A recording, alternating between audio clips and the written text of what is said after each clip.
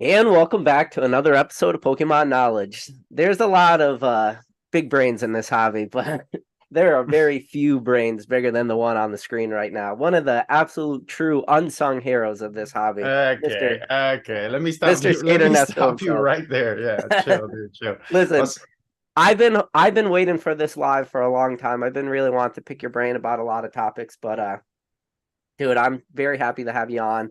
Thank And you, just bro. for anybody Happy out to be there, on. Thank you, bro. yeah, no problem. Anybody out there who may not be familiar with you, or this is the first time they're interacting with you, I'm going to let everybody out there know two things before we get started. There's a link to both his Instagram in the description below and a link to his Spicy Boys TV YouTube channel, which is an absolute gem of this hobby. But with that said, Nesto, for anybody out there who may not be familiar with you, feel free to introduce yourself. Yeah, man. Damn, that was a great intro. Thank you so much. I appreciate that. There's no way I'm gonna live up to the intro, but so my name's Ernesto. I'm a card creator on Instagram and eBay.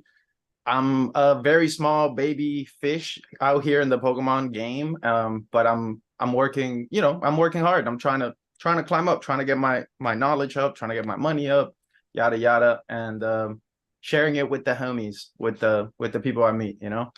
So it's a good time. And right now, you have one of the best OG backgrounds in the game right now, too. So you got that going for you. Bro, this is super nostalgic. It's funny because I can't see it, but I could see it on the live stream. But Yeah. yeah, this is peak hobby right here, this background, bro. I had to bring it back. Yeah, definitely. But so when did you get back into the hobby? And what was your backstory in Pokemon? Did you grow up with the games with the trading card, and then with the pandemic of 2020, did you rediscover Pokemon, or do you have a different timeline? Yeah, pretty much same story. We could speed run the background story. I basically yeah, I watched the show, I played the games like the Game Boy games and stuff, but I wasn't really a big Pokemon guy, right? And by the time trading cards became cool, I actually got into Yu-Gi-Oh! Like the first thing that caught my eye was the Yu-Gi-Oh! Anime and how it related to the cards. So yeah, I kind of just put it down, PK. I just like had for like a little bit and then I just put it down. I was brought back because I was selling my collection. Give me 1 second. I bet. Sure. So yeah, I was brought back because I was selling my collection during the pandemic when I was just stuck at home. So it's like literally probably 90% of the people here like have the Yeah. same story. No, I hear you. And I mean, if you got back at that time, you got back at, I mean, I was going to say arguably, but I don't think there's really an argument to it, but you literally got back at the craziest point in the history of this hobby. And I Crazy, can't bro. even imagine somebody who is just getting back into this hobby and trying to just navigate that wild market because you were seeing, I Mhm. mean, prices upswings, prices Yeah. downswings, and everything in between. How were you able to navigate that 2020, still being successful like you have been, being able to like grow your collection and mainly for you growing your inventory of the cards that you are selling? You know, what was that sourcing period like? And have you seen this hobby now changing and adapting where maybe the tactics you were using in 2020, maybe they're a little bit different today in 2023? And how have you been able to just navigate those waters in a way? Yeah, no, it's definitely a lot to unpack there, but the main thing would be that like we spoke a little bit about this earlier, but you basically got to keep it moving. You got to stay flexible. You got to stay, I guess, open-minded. Like recently, the Master Balls for 151, I thought they were wearing cool. I was like, oh, I don't like them. I think those are ugly. Bro, I left so much money on the table, right? Just because I was just being stubborn, right? And it's like when I spoke to other people that have, I guess, more level than me, they explained to me, they're like, hey, this is something new. This has never been done before. This is dirt cheap. You're talking about $10, $15 Gengars. Like Yeah. this was no brainer territory. But me getting in my own way, being like, oh, it's not hollow. Like, you know what I'm saying? Like a lot of it is getting out of your own way and kind of seeing what people are saying to you, what the sales are saying to you, right? What the hobby is saying to you. But yeah, it's changed a lot, bro. From 2020, it's night and day, right? It's been a constant kind of moving thing. Um, so yeah, it's crazy, bro. To think the prices that I would like when I got in, stuff that I'm like, oh yeah, this is $300 for a nine, and those nines are $30 now. Yeah. Like it's kind of insane to see that. And And then it's also cool to see other stuff kind of stand the test of time. Stuff that was 3K, still 3K or more now. It's like, Yeah. oh, that's cool. So there's stuff that holds its value. Like I remember I spoke to Sack, Gem Mint. Like I showed him 2 Charizards, and he right away told me, this one will hold its value more. And he was right. Like, because it's still, so he like people just have knowledge in this hobby, and they kind of know what's a quick flip and what's more of a long-term thing. Yeah.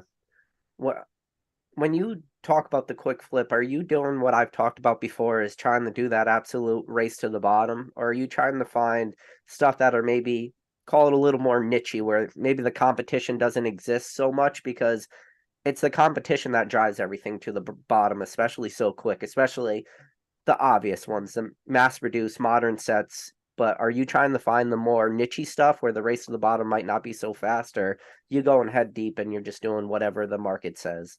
Man, I'll be honest with you. Like I really like cards, and I'm a collector at heart. So I love looking for vintage, right? Like I love grading, a 2002 card into a 10 or a 1999 card into a 10. Like that's why I'm here. But the thing is, you can't scale that, Yeah. right? You just can't scale that. There aren't enough Umbreons in that condition for me to pay my bills, right? Like I know that sounds whatever. I don't know how you want to put it, but you can't scale vintage Yeah. because it's just not available like that. So if you're trying to make this a full-time thing, you kind of have to embrace the falling knife, right? The race to the bottom a little bit. And there's different ways to play it. Like I've heard you talk about it. There's different ways to play it. But yeah, I'm gonna buy the new set tonight after we get off. I'm gonna buy a bunch of that and and play the game. Yeah, the new EX Shining Treasures, that set. Yeah, yeah. Yeah. No, I hear you. But I'm looking on your Instagram right now, and you got some pretty wild cards. Oh yeah. First of all, can we just talk about this? You have a Leonardo signed 1989 Topps Yeah, card. Is this yeah, something you had signed personally? yeah. So let me see if it's close and I can show you. But yeah, it's 1989, which is pretty old. Yeah. It's signed by the voice actor Brian Tochi, who actually was in like the actual voice actor dude of the movie I used to watch as a kid, which was Ninja Turtles 2. Yeah. And he was cool. I met him, shook his hand. I had no idea if the auto would be worth anything. I think it's really not because he signs a lot. He's been doing it for years. But for me, as a little kid growing up with those movies, yeah, dude, so sick. Like it's so That's a boost. nostalgic. That's a Yeah. booster box that came in that card. Oh, sick. Oh, okay. Yeah, it's a sticker card too. And Yeah, it yeah, got the a sticker. 9, like it got a 9 and auto 10. I'm like, oh, this Yeah. is about as good as it gets, for that. And especially because I'll show you the packs.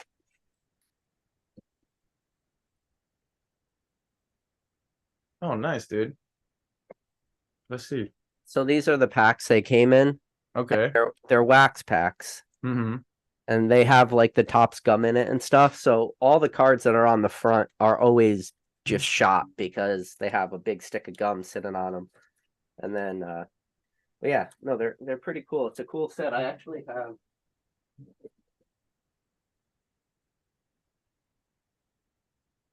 this is that top set. It's a complete set.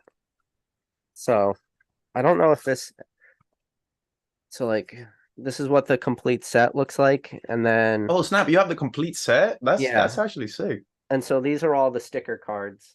Okay. So you have I what have is Leonardo, which is number 4. yeah, which So I have that one too, the one where they're all together. yeah, No, keep going. 2 more, one more. That one. That one. yeah, And I debated between getting him to sign that one, but I figured since it was only Leonardo, it would make more sense for him to sign. You know what I mean? Like I don't know, but that's such a iconic art to me from like my childhood. Yeah, that one. yeah. Yeah, dude, super iconic. I actually think I even had a birthday party when I was a kid with like Ninja Turtle theme and like it was I don't know why I always liked cartoons. Like the idea of cool cartoons was always cool to me. Like or whatever. I Yeah. don't know. Isn't it funny how when you get older, you look back on this like nostalgia of just when you were growing up and you think about the things that gave you, you know, just made you happy as a kid, and then that's kind of what you go back to even as an adult. And it's funny how that works out. Real quick, I appreciate Son of a Mewtwo with the super chat. He said supporting the channels. Cheers to the community as always. Appreciate that, man. Thank you, man. Yeah, that's what's up.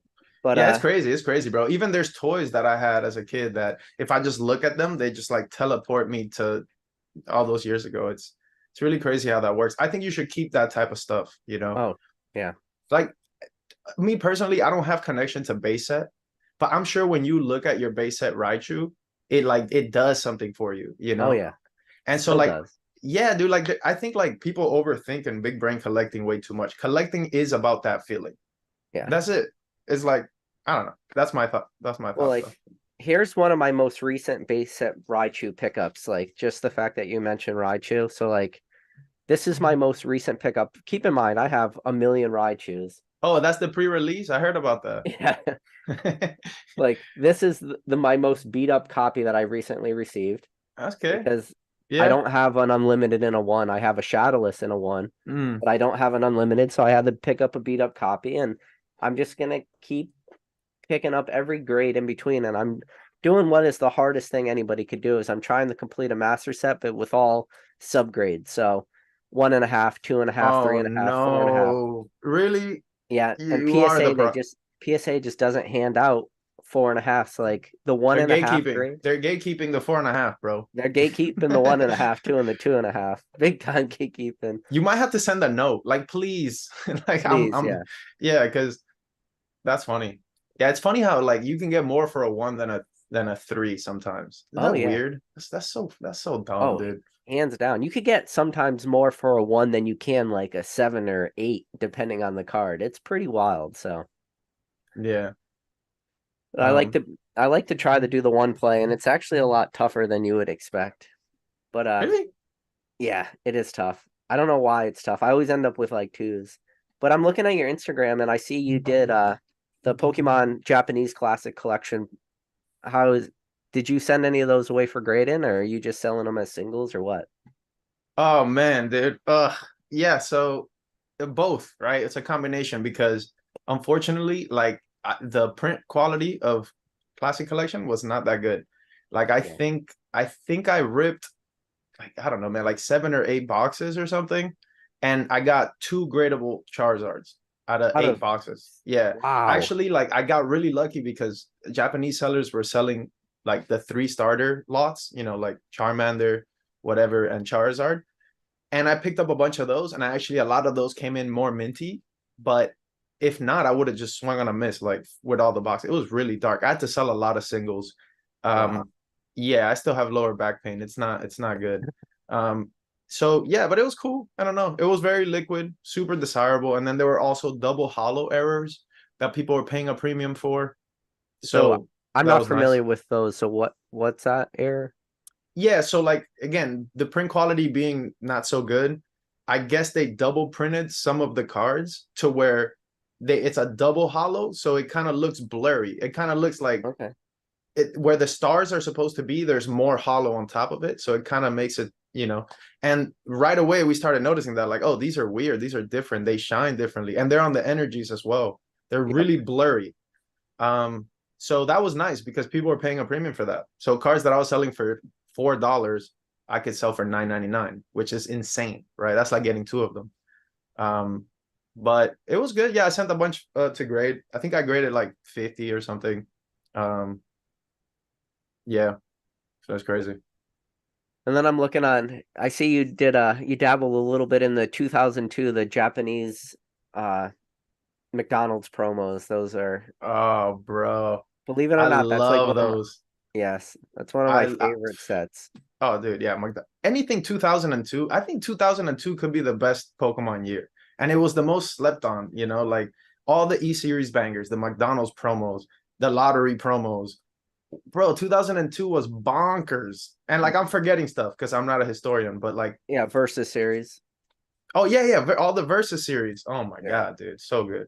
No, it really was. And it just and the card quality at that time too, like whatever Pokemon was doing, or I should say Wizard of the Coast, at least for English, like they figured it out by 20 or 2002, 2003. Every card out of a pack was clean. very few print lines, no whitening issues, no off center issues, like, and quality card stock too. I think Fire, that, fire. Yep. you know, I it's I know Joe Echo Base Collectibles, when he was still making content on YouTube, he talks about it all the time. It's just the material of the actual card stock today. You can feel the difference. Like, it's such a cheaper feel to it, you know? Yeah, that's my favorite era for sure. Like early, like anything 1996 to the 2003 peak hobby for me. I don't know. My favorite. Yeah. No, I'm just going down your Instagram right now, and I see you did the Bear Walker cards. I know those are what, numbered out of 500, right? Yeah, bro. So I mean, I don't want to like show my own product or whatever, but Oh yeah. I am pretty bullish on those. Like I think it's World Championship 2023 Japan, which is iconic, right? And will be iconic in the future. It's the Japan World Championship. It's Pikachu eating noodles, which Hmm. seems like such a cool idea. And they're numbered to 500 and serialized. Yeah.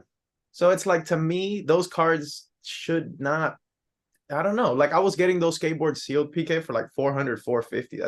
That seemed so cheap. Like I could Mm. not believe how cheap that was. And then they immediately spiked. For a while they were going for like 1600 was like the peak for the sealed, 2000 maybe. Wow. And then like the hype kind of died down, and I just kind of think there's like trends, or not trends, there's like fads, and then you got to sell into that like moment, but then the next moment comes and that moment gets forgotten, right? Like if you check prices on the skateboards now, they're like $400 are at auction. Like That's wild. the actual skateboard, that's so cool. That's a limited skateboard. Yeah. It's fire. It has like grooves on it, like beautiful colors, but people are just on to the next thing, right? Now it's the next thing, and it's crazy. Yeah. That yeah, yeah. It's and that's, I don't know if that's like a sad thing about the hobby, or if that's just the reality of the hobby, is that people, they do just move on to whatever the newest flashiest thing is. It's, you have things that are in the moment seem like such big deals, but then after the fact, just like those skateboards, that, yeah, people just, they move on. They don't care. They don't really look back in the rearview mirror. That's why it, and I hate to say it because I feel like it just in a way like belittles the hobby, but it just makes things feel cheaper, you know? Like, once you get that thought process in your mind that, like, in a couple months from now, nobody's going to care about this. And I feel like we see that happen so often that it kind of like just I don't know, it doesn't feel good about a lot of stuff. I think a lot of stuff is random too. Like I think like us that are more, I guess, in the hobby and have more of like patterns to draw from and recognizable landmarks from the past or whatever, we can kind of see stuff for what it is. But I think most people, I don't know. I think I don't know, man. It's hard to explain, but it's kind of like people only like something once it starts becoming expensive, Yeah. and the first second it starts trending down, people jump off. It's Yeah. it's really weird. Like, or like I mean, just this is a complete tangent, but like V-Star Universe boxes at some point were like $60, and I'm like, yo, this is one of the best sets ever. Like this seems Hmm. so cheap. Like I remember 5 minutes ago people were paying 125. Yeah. So what happened? It's the same set. It's the exact same, like, like, Yeah. so The problem is yeah, reprints happen, and people stop wanting stuff that they can get. It's just people, for whatever reason, I don't know if it's just this psychological aspect of this hobby where people only want stuff that they can't get, or right. people only want stuff that's super expensive.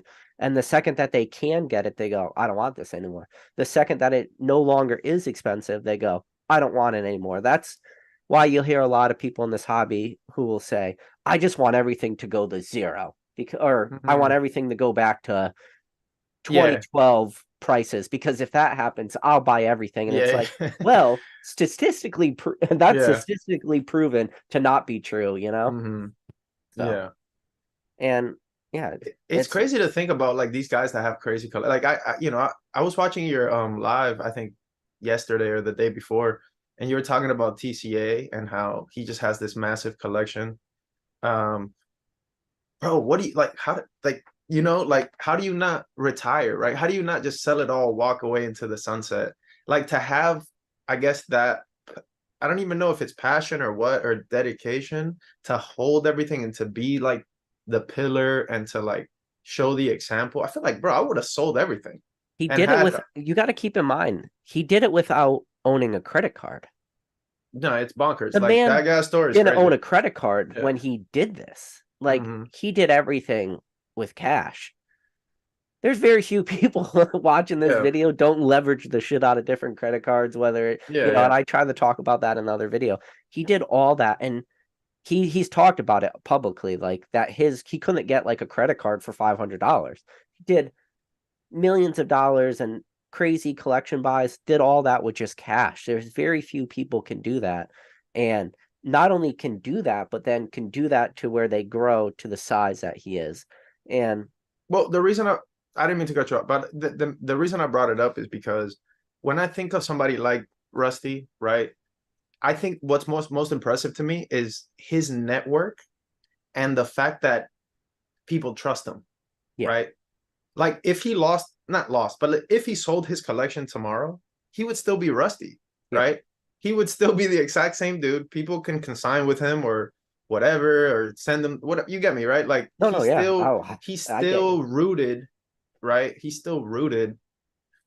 I bring it up for a reason. Some it's funny to think like this, but some people might be the biggest Pokemon whales and only own like 2 or 3 cards.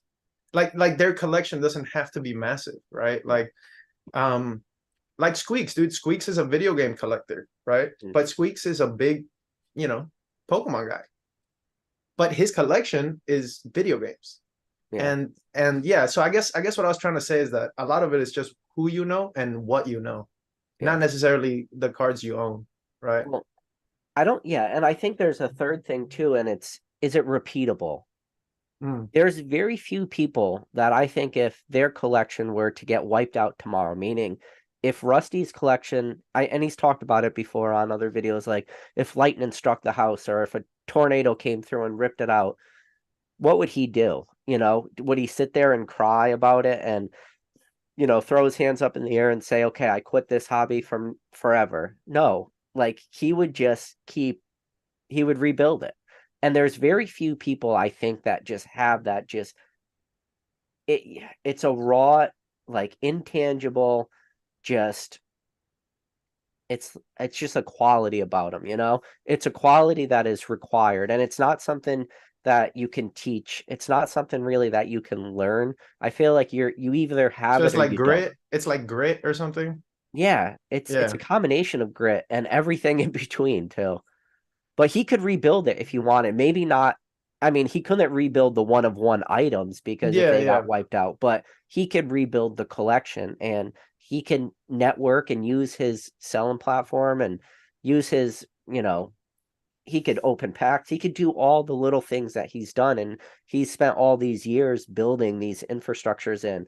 And it's the same way as when people will buy a booster box from him or they'll buy a sealed case of packs or whatever. But okay, but just to push back a little bit, right? Like, can he though? Like, don't you think that certain things are I kind of think a product of that time? Like even no, even you, PK, like you, I feel like you created something here with this channel, right? You created something really awesome, man, which is a community. This chat is one of the most popping chats on YouTube. Like, I look forward to being sarcastic on the chat every time you're live, you know? But I remember like at the time when you started, there wasn't a lot like if I remember correctly, it was kind of like it was missing. Like I think Jake was going live a lot, and then somebody else was going live a lot, and then they kind of stopped, and then yeah. you picked it right up. If I think that's what something like that, if I'm not mistaken, Uh and then you stayed super consistent, mhm. and your channel consistently grew because you realized like something was missing, and Yeah. like you took like the initiative, and now you have an awesome channel. Yeah, So but like, I don't think this content's for everybody too. I think you have to be a special type of collector to be willing to sit down and watch hour-long lives. I don't think the attention spans are really there. Like the videos that are going to get you your most views is your top 5 or do pack openings and stuff. But the problem is like you just said, that's kind of information or kind of content's a little saturated, but the long form wasn't at the time. mhm. And to be honest with you, the reason I started it was because I just did what I like to do. And this was a good outlet for me just to talk like about Pokemon, to bring people on that wanted to also talk about Pokemon. And in a way, it's like just it was therapeutic. And I would Yeah. still make these videos if I had 500 people watching them or if there was one person watching them, you know? Yeah. And No, man, like just to give you your flowers since we're here, like I think the best thing you have is kind of the community that you've built, you know? And it's like, oh, PK's live. Let me go make fun of Mr. Walrus in the chat, you know? yeah, and you It's know like it he's gonna be there too. yeah, or like Chavals, like let's just shout out Chavals. He's the best dude in the hobby. But like it's fun. It's fun to tap in and everyone's kind of just messing around and sometimes you're hot and we laugh at how hot you are, but then other times you're spitting knowledge. And then like I thought it was cool that you got the top PSA guy to come on your channel. Yeah, Like, dude, that's a naturally. big cosign, bro. Yeah. Like that's bro, in this hobby, that's a big cosign. So No, I I was appreciate happy that you got that interview, you know? yeah, no, I appreciate that. It's just I don't know, man. It's just doing what you love to do, and this is what I love to do. And I'll keep it going for I have no plans to slow down. And in fact, when I don't make a video and I go a couple days, like there's a voice in the side of my head that's kind of just like, okay, like we haven't talked about Pokemon in a while. And I don't know how your normal life is, but it's hard to find somebody in my normal day to day that I could talk about Pokemon. And then if I do get lucky enough to find somebody to talk about Pokemon, I don't get to talk about the nuances or the deep dives, you know, and talk Yeah, about that absolute day to day, you know. Do you no, for have that sure. person? I know. Shout out to Thrifty TCG. I don't see her in the chat. She Oh may not yeah. have got the notification. Somebody should ping her. But Yeah. No, for sure, man. I think one of the best things I did was put like have a good group of friends mhm. and just be completely like open with them and everything about the stuff I'm flipping and the stuff I want to collect and just be completely honest with like my core group of friends. And that's been really good because a lot of times they'll refute my ideas before I even make the mistake, you know, or vice versa. They'll be like, "Oh, that's a really good idea. Do that," you know, like let's Yeah. go. And having somebody to bounce the ball back to you too sometimes is really useful. Like I'll call Jake Smith and I'll be like, "Yo, what do you think about this?" And he'll purposely play devil's advocate, like, "Oh, but what Mm, if you don't? What if this goes wrong? yep. What if this goes wrong?" And that's really useful to kind of work it out, you know. Oh yeah. No, you talk about that just having that person. So there was probably a God at this point it's got to be close to a year ago. I was gonna buy a Crystal Charizard Hollow raw, Mhm. super clean, like That's a grail, questionable photos, and I super was ready to grail. drop like 4 grand on it. English? English, yeah, but it was real clean. I thought it had a shot at a 10. It was a card that I really wanted. I've been wanting a 10. I Oh needed yeah, to dude. check that box in my Mhm. collection. And I reached out to Rattle, I reached out to Rusty. I sent them both photos of that card. And Rusty sent me like this long paragraph of just like whitening in the corners, potentially all Oh centered on the yeah, back. Like yeah. I needed that. I Of needed that course. person Yeah. to bring me back to reality before I went and did something real stupid. And then Yeah. I was nervous at the card. I wasn't really nervous that it was going to be fake, but like maybe they wouldn't send me the card or whatever. And then I had to have Rattle out there being like, listen, you got to do it through your credit card, do it through eBay, do all the double protection. If eBay doesn't refund you, do a chargeback with your credit card. Like, protect yourself as much as you can.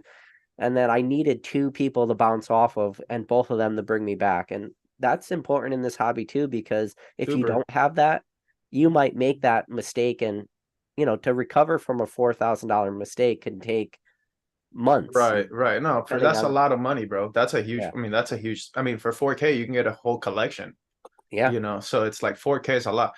Also, sometimes the sellers will hide the scratches or give you the best photo that kind of shows the scratching but doesn't show the print line. And you got to Exactly. be extremely paranoid. And also you got to be careful because somebody like Rusty, 4K might not be that much to him. So he might be like, "Yeah, you're good." And then Yeah. you might need to have a more broke homie that tells you, "Bro, I see some whitening," like so. No, Yeah, he gave me the whole list and he helped me like kind of walk back from that ledge because I was ready to jump and he kind of was there that's talking cool, me man. back. That's good that you have him for that. Like, but yeah, for sure.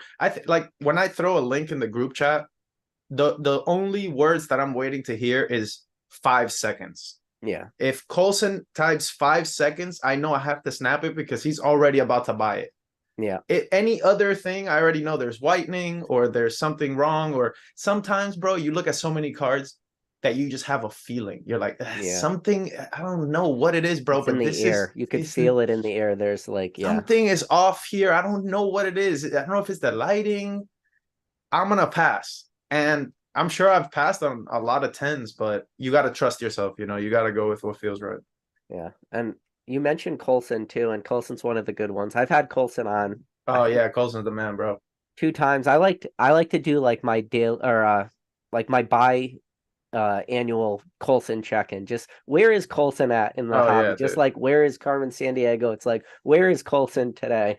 And probably in a couple months I'll have Coulson back on, probably like to bring in 2024. But he's one of those spicy boys. You want to like for everybody out there Oh yeah, you who want me to are the name them? spicy boys? Oh boy. All right. What are they? All right. So I'll name the ones that are public and I'll keep the the cabal under wraps. No, I'm kidding. No, so the original Spicy Boys, the very original is was And where does Spicy Boy come from? Not even just the people. no, so Spicy Boys started in the dark depths of the Pokenomics Discord many, many moons ago when we were just a bunch of broke boys looking for a place to, like you said, talk about the hobby. And we had no money, no access to credit, no knowledge, no PK live, nothing. We didn't have nothing. We had Pokenomics and everything, like all the PokeTubers pumping shit and the Logan Paul, and it was crazy. Honestly, there was so much info getting thrown around, but I think anyway, just to name them, like Coulson, original Spicy Boy, Retro, OG, Jake Smith. I don't know if you guys know Kai Yep. Oak Bacon. Kai is super funny. He's my boy. Chavals. Jake Smith says, "Don't name me, bro." No. Chaval, Spicy West. Who else is in there? That I'm trying to think of the OG. Manny. I don't know if you guys know Manny. Who else? Who else is OG Spicy Boys? Oh, we randomly have Alex. Alex is a coin collector, and he's from the UK, and he was super ahead of his time. I mean, I wouldn't call him a Spicy Boys, but back in the day, we used to talk to Rainy Day Collectibles a lot. I feel Mm. like he taught us a lot um, before we even knew like what when we first got in. Um, and yeah, like I mean, we learned a lot from Dan, a lot from Jake, a lot from each other, a lot from Rainy. Like at that time, bro, we were just sponges. We were just trying to soak every little bit of knowledge. Um, and and yeah, most of us are now full time Pokemon people. It's crazy. It's crazy. And isn't it wild when you think about that original group and then you look and you say, like, those people, look at where they were in 2020, look at where they are today. Is there a single one of them, Oh like, my out of that god, group bro. that is in a worse spot today than they were in Bro, let me 2020? tell you something. Retro is killing it. Retro is I'm so proud of that kid, bro. Like he's just unreal, killing it. Super good work ethic, like grading all sorts of grails. Super proud of him. Kai too. Kai is Coulson's killing it. killing it too, man. I've seen some of the Oh yeah, black and white bro. era Japanese Oh, cards he's dude. grading. But you know what's crazy? Coulson, I feel like I'm a lot like Coulson in the sense of how we like what we like to do, right? Like we like to grade grails, but somebody like Kai, somebody like Dan, somebody like Retro, they're running a business, bro. Yeah, It's crazy. It's like when like if bro, like it's bonkers. I think Coulson would agree. I'm not like trying to put him down. Obviously, Coulson's the man, but our we're more like feeding the whales, right? yeah. These other guys are like churning, like really turning around product, and it's a bit different. I think he would agree. Like we're more like enjoying the hobby and buying cool shit. These guys are like, okay, how do I turn 100 into 200 into 400 into 800 into like Yeah. so it's a bit different, but Yeah. um No, but yeah, man. Yeah. I love like Cole. So one of the reasons I've had Coulson on the channel before is because I really like Coulson's backstory. And if anybody's watching this and not familiar with Coulson, I recommend you going back on my channel. Just search Coulson, and you'll come across like 2 different lives he's been on. But his backstory is one, when I first like was introduced to him, it was just via his name, and I had no clue how young he was. You know, he was like 17, 18 at the time, doing what seemed like pretty big plays in the hobby, or at least like pretty good Yeah. knowledge. And it took me to bring him on my channel to find out like the reason he's so familiar with black and white is because that was the time period he grew up with. Like a Right. lot of people who usually watch this chat grew up with Watsy and that 99 timeline. He grew up with black and white, and then he was working at like Target, getting Yeah. ready to go to college, and he said I could work at Target making whatever minimum wage or whatever Bro, they I remember when Coulson was like, yo, should I quit Target? yeah. And And I then was he like, quit it, and it was everybody was like, "You're making enough money in Pokemon that you know that's an easy do it." yeah, I remember. So I'll tell you a little bit of the spicy back lore right here, the paywall exclusive. So Coulson had he had um he had a big sale. Let's just put it that way. And I remember when he got back like from the sale, he couldn't believe. I'll just put it out there. I think he made 12K. Like it was a big sale. He sold a lot of stuff. Bro, 12K when you're 19 or 18 is And you were pushing 120K. carriages Like, at bro, fucking Target dude, the week listen, before. 12K, PK, you got a family, you got a kid, you got a house you got to maintain. 12K, you could evaporate that quickly. Yeah. 12K when you're 18 is 100 grand, bro. Like, Oh yeah. you know, but Coulson, he's like, oh, like, I don't know, you guys. Like, I don't know if I should quit my job. It feels irresponsible. Like, you know what I mean? Like, just him being like level-headed. Literally every single person was like, you gotta quit tomorrow. Like, quit right now. Do it. But nah, I mean, it's bad advice. But at the time, man, it was crazy, bro. It was crazy how successful, bro. You threw a rock and you hit anything and you made money. Like it was really bonkers. Like I Well, that think the was yeah, we were spoiled too with you just what you just said. It's like throw a rock with your eyes closed and you hit something. anything. Yeah. Yeah, dude, I made money on Illustrator Charizard, the non-hollow one. Oh yeah, the How? Japanese. How did I make money on that? Like that would never happen today. People would never pay 150 for that. Like that's like, yeah. So, but yeah, I remember for him, like the main thing was starting to send that to 50. At the time, I forgot what bulk was. Maybe you guys could tell me in chat, but it was months, 3, 4 months. And I remember Coulson, like just one day was like, why don't I just send everything at the 50, bro? And everyone was like, you're crazy. Why would you ever pay 50? You're dusted. Game over. That changed his life. Like that 50 sub literally changed his life. Yeah. And it's like just taking that risk. He's like, I know this shit is mint. I know it's gonna 10. Fuck it. Like, let's go. Send it. Yeah.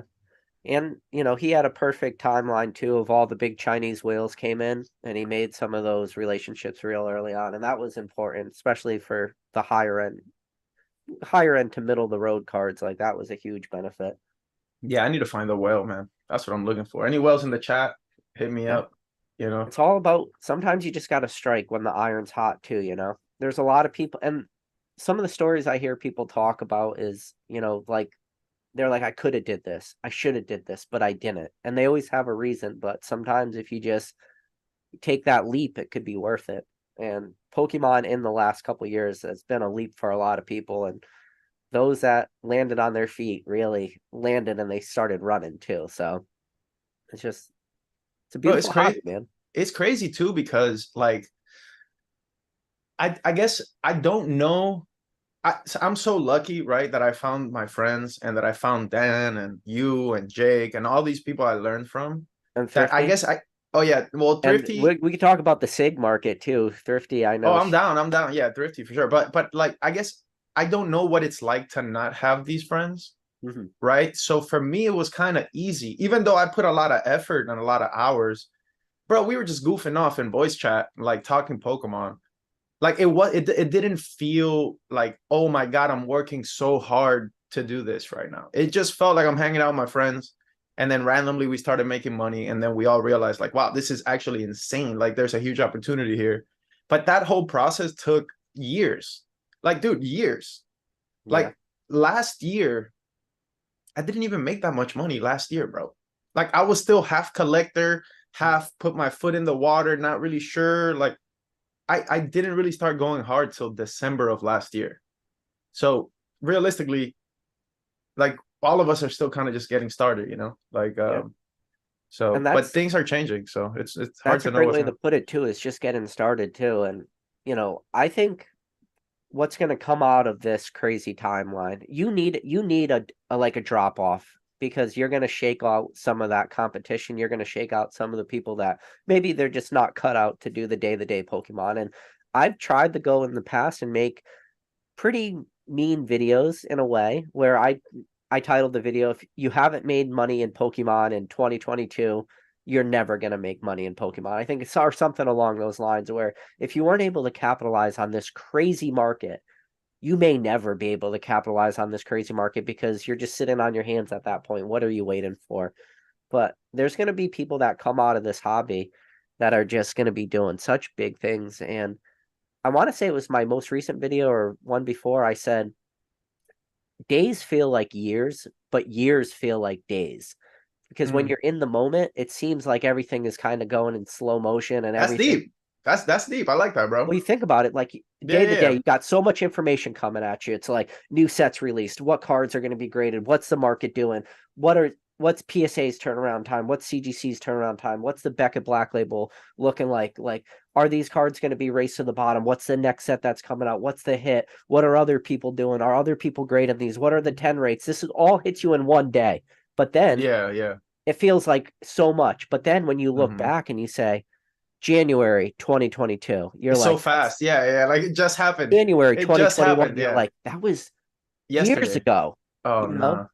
It's funny, bro. This year flew for me. Like I cannot believe it's December already. I don't know if it's a combination of working a lot harder or just like you said, juggling all these things, but this was the fastest year, bro. It's crazy. Like I'm blown away. And but yeah, real quick, not to back just to backtrack a little bit.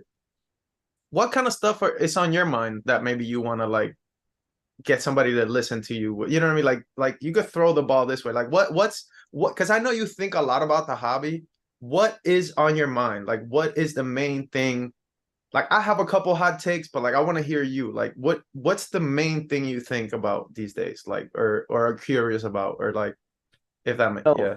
I guess like the thing that I don't know if it's nobody really ever asked me questions like this, but I guess probably the thing that's been weighing on me right now is one of the things that I was so when the market went crazy, the thing that hurt me more than anything else was I didn't have like inventory ready to sell. Meaning at the time I had a lot of collection pieces that I sold. I once I sold out of like all the things that were the extra pieces, then I started selling collection pieces, and then at that point I kind of ran out of stuff to sell when the crazy boom happened. And then I was trying to just grade whatever I could, because at that point I had a lot of raw cards, but nothing was graded, nothing was going to get the premium. I sent out a ton of cards to CGC. I Hmm. was doing instant plays to like GMA and stuff, and things that people laugh about today, but it's Yeah, still to this day my highest margins I've ever right. made on cards was sending to GMA, because in November 2020 they had true 20-day turnaround times during and That's same time, insane. That's yeah, insane, and at dude. the same time PSA had 2-year But turnaround. PK, okay, okay, but see, that's no, I'm not gonna. I want you to go, but Yeah, that just goes to show you how much of a noob I was. I would have called you a dumbass if you said you had seen me. Like I would have and said if you you're, sent cards at bulk, they were $4.50 per card to grade. So but I that's was sending crazy. just like Whatever, whatever. Yeah, like cards, dime cards, like just yikes. like Yeah, here's a Voltorb from base set in light play. It's got a huge crease down the middle. This card is maybe a 2 cents. I would send yeah. these. They would hit sixes, sevens, and they would 40 sell bucks. $19 for Oh, or this 20 bucks, card. yeah. Oh my $4 God. to grade. Like my Yeah. margins were insane, and I sent hundreds of cards to them, and I was selling them on eBay in lots of 10. So that So was smart, man. You did what a lot yeah, of people didn't do. That was yeah. really smart. Yeah. So I would sell them in lots of 10, 10-cent cards. So for 10 cards, it costs $1 for the raw value, $4.50 a grade. I was into those cards for $45 for grading, $1 for the value of cards, and they were selling for $250 for that lot of 10. It was my craziest That's margins, yeah, that's but gross. it was just in the moment. So During 2020, I ran out of inventory, and Yeah. then CGC had crazy turnaround times, ended up killing me with 8.5s because the market cooled down. I got Yeah, I destroyed. remember. I remember that. But what I wanted to do, what I've been doing is just acquiring inventory now. And the problem is now that I keep acquiring inventory, I'm not really like in a rush to sell a lot of this stuff, but I'm really starting to see the grading fees add up. When you go from having 0 cards in November 2020 that you had available to sell because your entire shout out to Rusty again, TCA Gaming. Rusty in 2020, his eBay store went down to 200 listings. At his high, he was at 10,500. So it wasn't just a me issue. It was an everyone issue. Inventory was a problem, but you now have 1,000 PSA cards in inventory. When you look at just grading fees and now subtract all, raw cost of cards and initial investment to these cards, you're sitting at $15,000 just in grading fees. So now my problem I'm running into right now is, Do people want that? Do well, people want that shit? do they want it? But what's really like, I guess the thing that maybe doesn't keep me up at night, but the thing that makes me think is, what if there's never another opportunity in the future where I need inventory? Is Oh, okay, I see. Like, is it because worth? I see what you're saying. keep in mind in November 2019, you don't need inventory. Fast forward 1 year later to November 2020, you desperately needed inventory, and that was a year timeline. Yeah. So right Okay. now, I'm in an area where now I have inventory. I have 1,000+ cards graded that are just ready. Most of them I have boxes, and it's just unsorted, need to be listed. And I'm not in a rush to grade them because they're probably a couple of them hit 8s, a couple of them hit 9s, or they're undervalued 10s right now in the market. The problem Yeah. I'm really running into is, do I want this inventory? What if I never get another November 2020 where you could Oh, I sell hear it? you. I hear you. So let me respond to you. So I think that that's a good problem to have because you have some cards, right? But I do think that if I was in your position, I would keep my capital. Like if I had the 15K, I would just keep my capital and do no-brainer, obvious like now plays. Yeah, I think your margins will be way better than sitting on some non-hollow tens, bro. That shit is dead right now. yeah. Like to tie up 15K and WotC non-hollows sounds like a death sentence. There's a lot of modern too, man. Okay, well, I'm sorry. I don't mean to blanket, but you get what I'm Yeah, saying. Like, it feels like tying up that money will not outperform just buying the new Pikachu promo, bro, yeah. and just going hard at that. And that's kind of the problem. Like, at least for me, it kind of feels like bulk is dead. Like, bulk at 15, there's so few things I want to send at bulk now. Like, if it's a hyper modern play, why would I send at 15? All the margin's gone. And Yeah. then if it's like, I don't know, I low key feel like PSA needs to drop their bulk. Like, I think how things are right now, bulk should be $10, not 15. Like, that's just my thoughts. It feels like 15 doesn't let you grade junk, right? Doesn't. Oh, and You can't. especially for set collecting and stuff, you can't. I mean, and you can't take a risk. It's 10 or bust at that point, Bro, listen to for this. some cards. You were talking about classic collection, okay? I sent the Blastoise at the 40. I'm like, I cannot lose money. This is a Blastoise. But I sold it for like 70 and a 10. Mm, And that's a Blastoise 10 from a set that doesn't have 10s. yeah. So what happens with the 9? Like what happens to, like when a 9 is selling for 24.99, bulk is dead. I can't send a 15. Like it's just not even worth. I mean, maybe it is, but it's so bad. It's so Yeah. bad. Not on a box that has such a high initial cost, You can't make $5, $10 on a product like that and do good. But like, look, okay, even let's say you had a bunch of minty jungle, right? It could be English, could be Japanese. Minty jungle non-hollows. Oh, I got You got boxes, man. okay, but 15 is still a lot, bro. Because if you nine, well, like, what's the 9 going for? Like, you get me? Like, are you gonna get 30 for a Scyther non-hollow? Maybe. I don't know, bro. Like, I'm all set, bro. I'm grading sauce, only sauce. Yeah. 150 and up, sauce. So Kai says he only grades with SGC. I do not advise, but God bless. Yeah, so this is just like commons, all near mint from jungle, like just Sheesh. unlimiteds. These are Jesus, bro. just the Mankeys, the Yep. Sparrows. I just got when it comes to jungle, like Yeah. Yikes. could ever get down to $10, man. It's Oh, bro, if those were like at 750, $8 grading, just send it.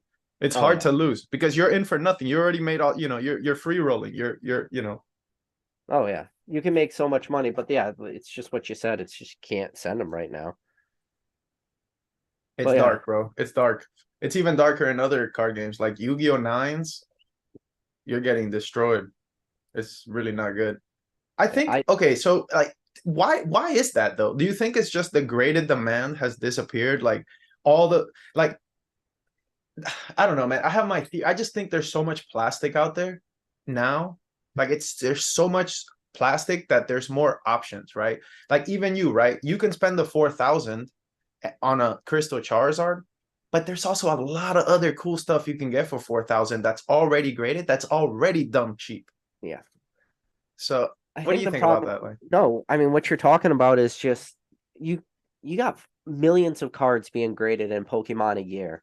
Like we have a big hobby, we have a super liquid hobby, but there's only so much that the average collector could absorb. And by the average collector is the person that's not doing a lot of these grade and plays themselves. Like these modern full art trainer cards, character rare cards in a PSA 9 anyone could send that card. That is yeah, a $5 card. You spend $15 to grade it. I right. mean, in a worst case scenario, you You're hit the getting a 9. 9. Yeah, yeah, So yeah. you buy it yourself, you try to grade it, you hit a 10, Yeah. you have a 10. Worst case scenario is now why would you spend 19.99 on it to just pick it up raw? It's like you just picked up your worst possible case Oh, scenario. yeah, it's dark. Well, I So I can understand why, so but it's not that's logical. not us. That's the average person. And the No, no, problem I get is it. how many of those average people, when you could have a Sleepy Pika from Lost Origin selling in a PSA 9 for 19.99, buy it now. But you can go get a real burger and make it yourself in your grill, or you can go to McDonald's. I sometimes still go to McDonald's. Like Yeah. people don't make good decisions all the time. Like if they want that Blastoise and they can only afford the 9.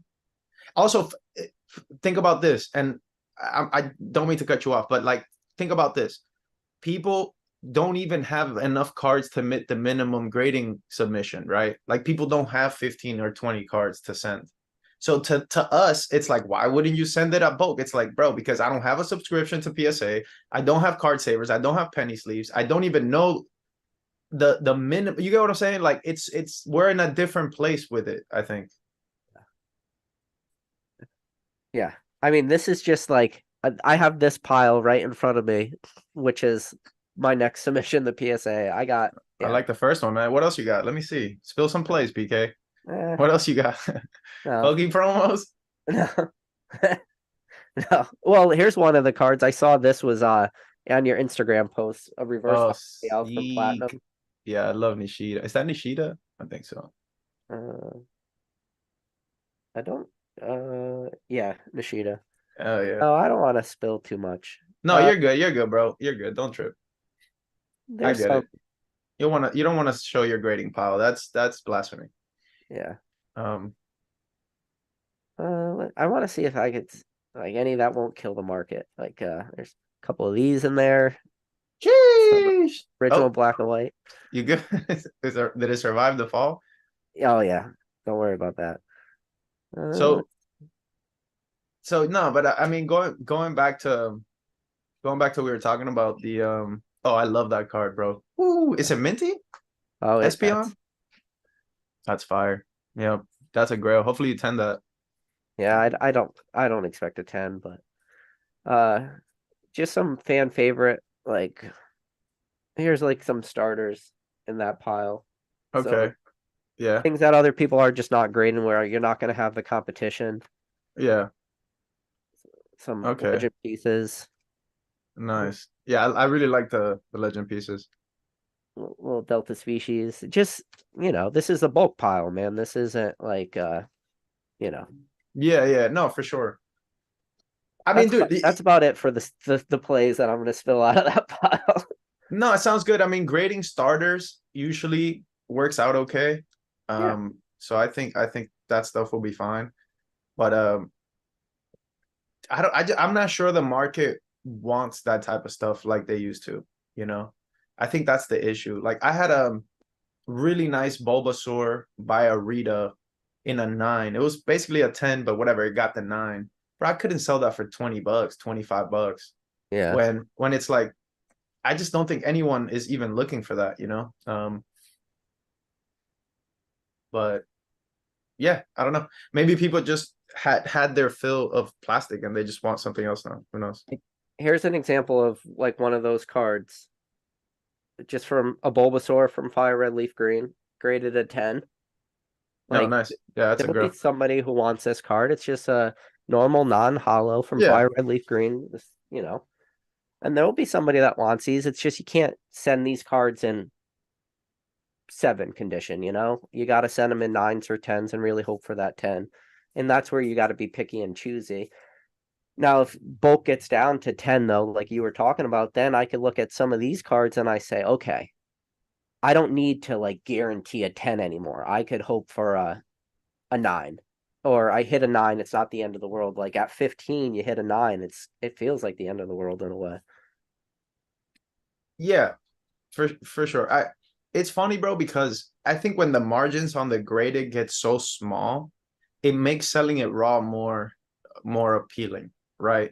So Yeah. it's before you just like you said, you send a dollar card, you grade it for 15, let's say, you're in for 16, but you're selling it for 90. Yeah. So waiting the 3 months actually makes sense in volume. But when you're getting a card for 20, bro, and after fees and shit, you're netting 25, what was the point of grading it at that point? What you could have just made the 5 raw when it first came out, that everyone was hyped on it, that people were overpaying.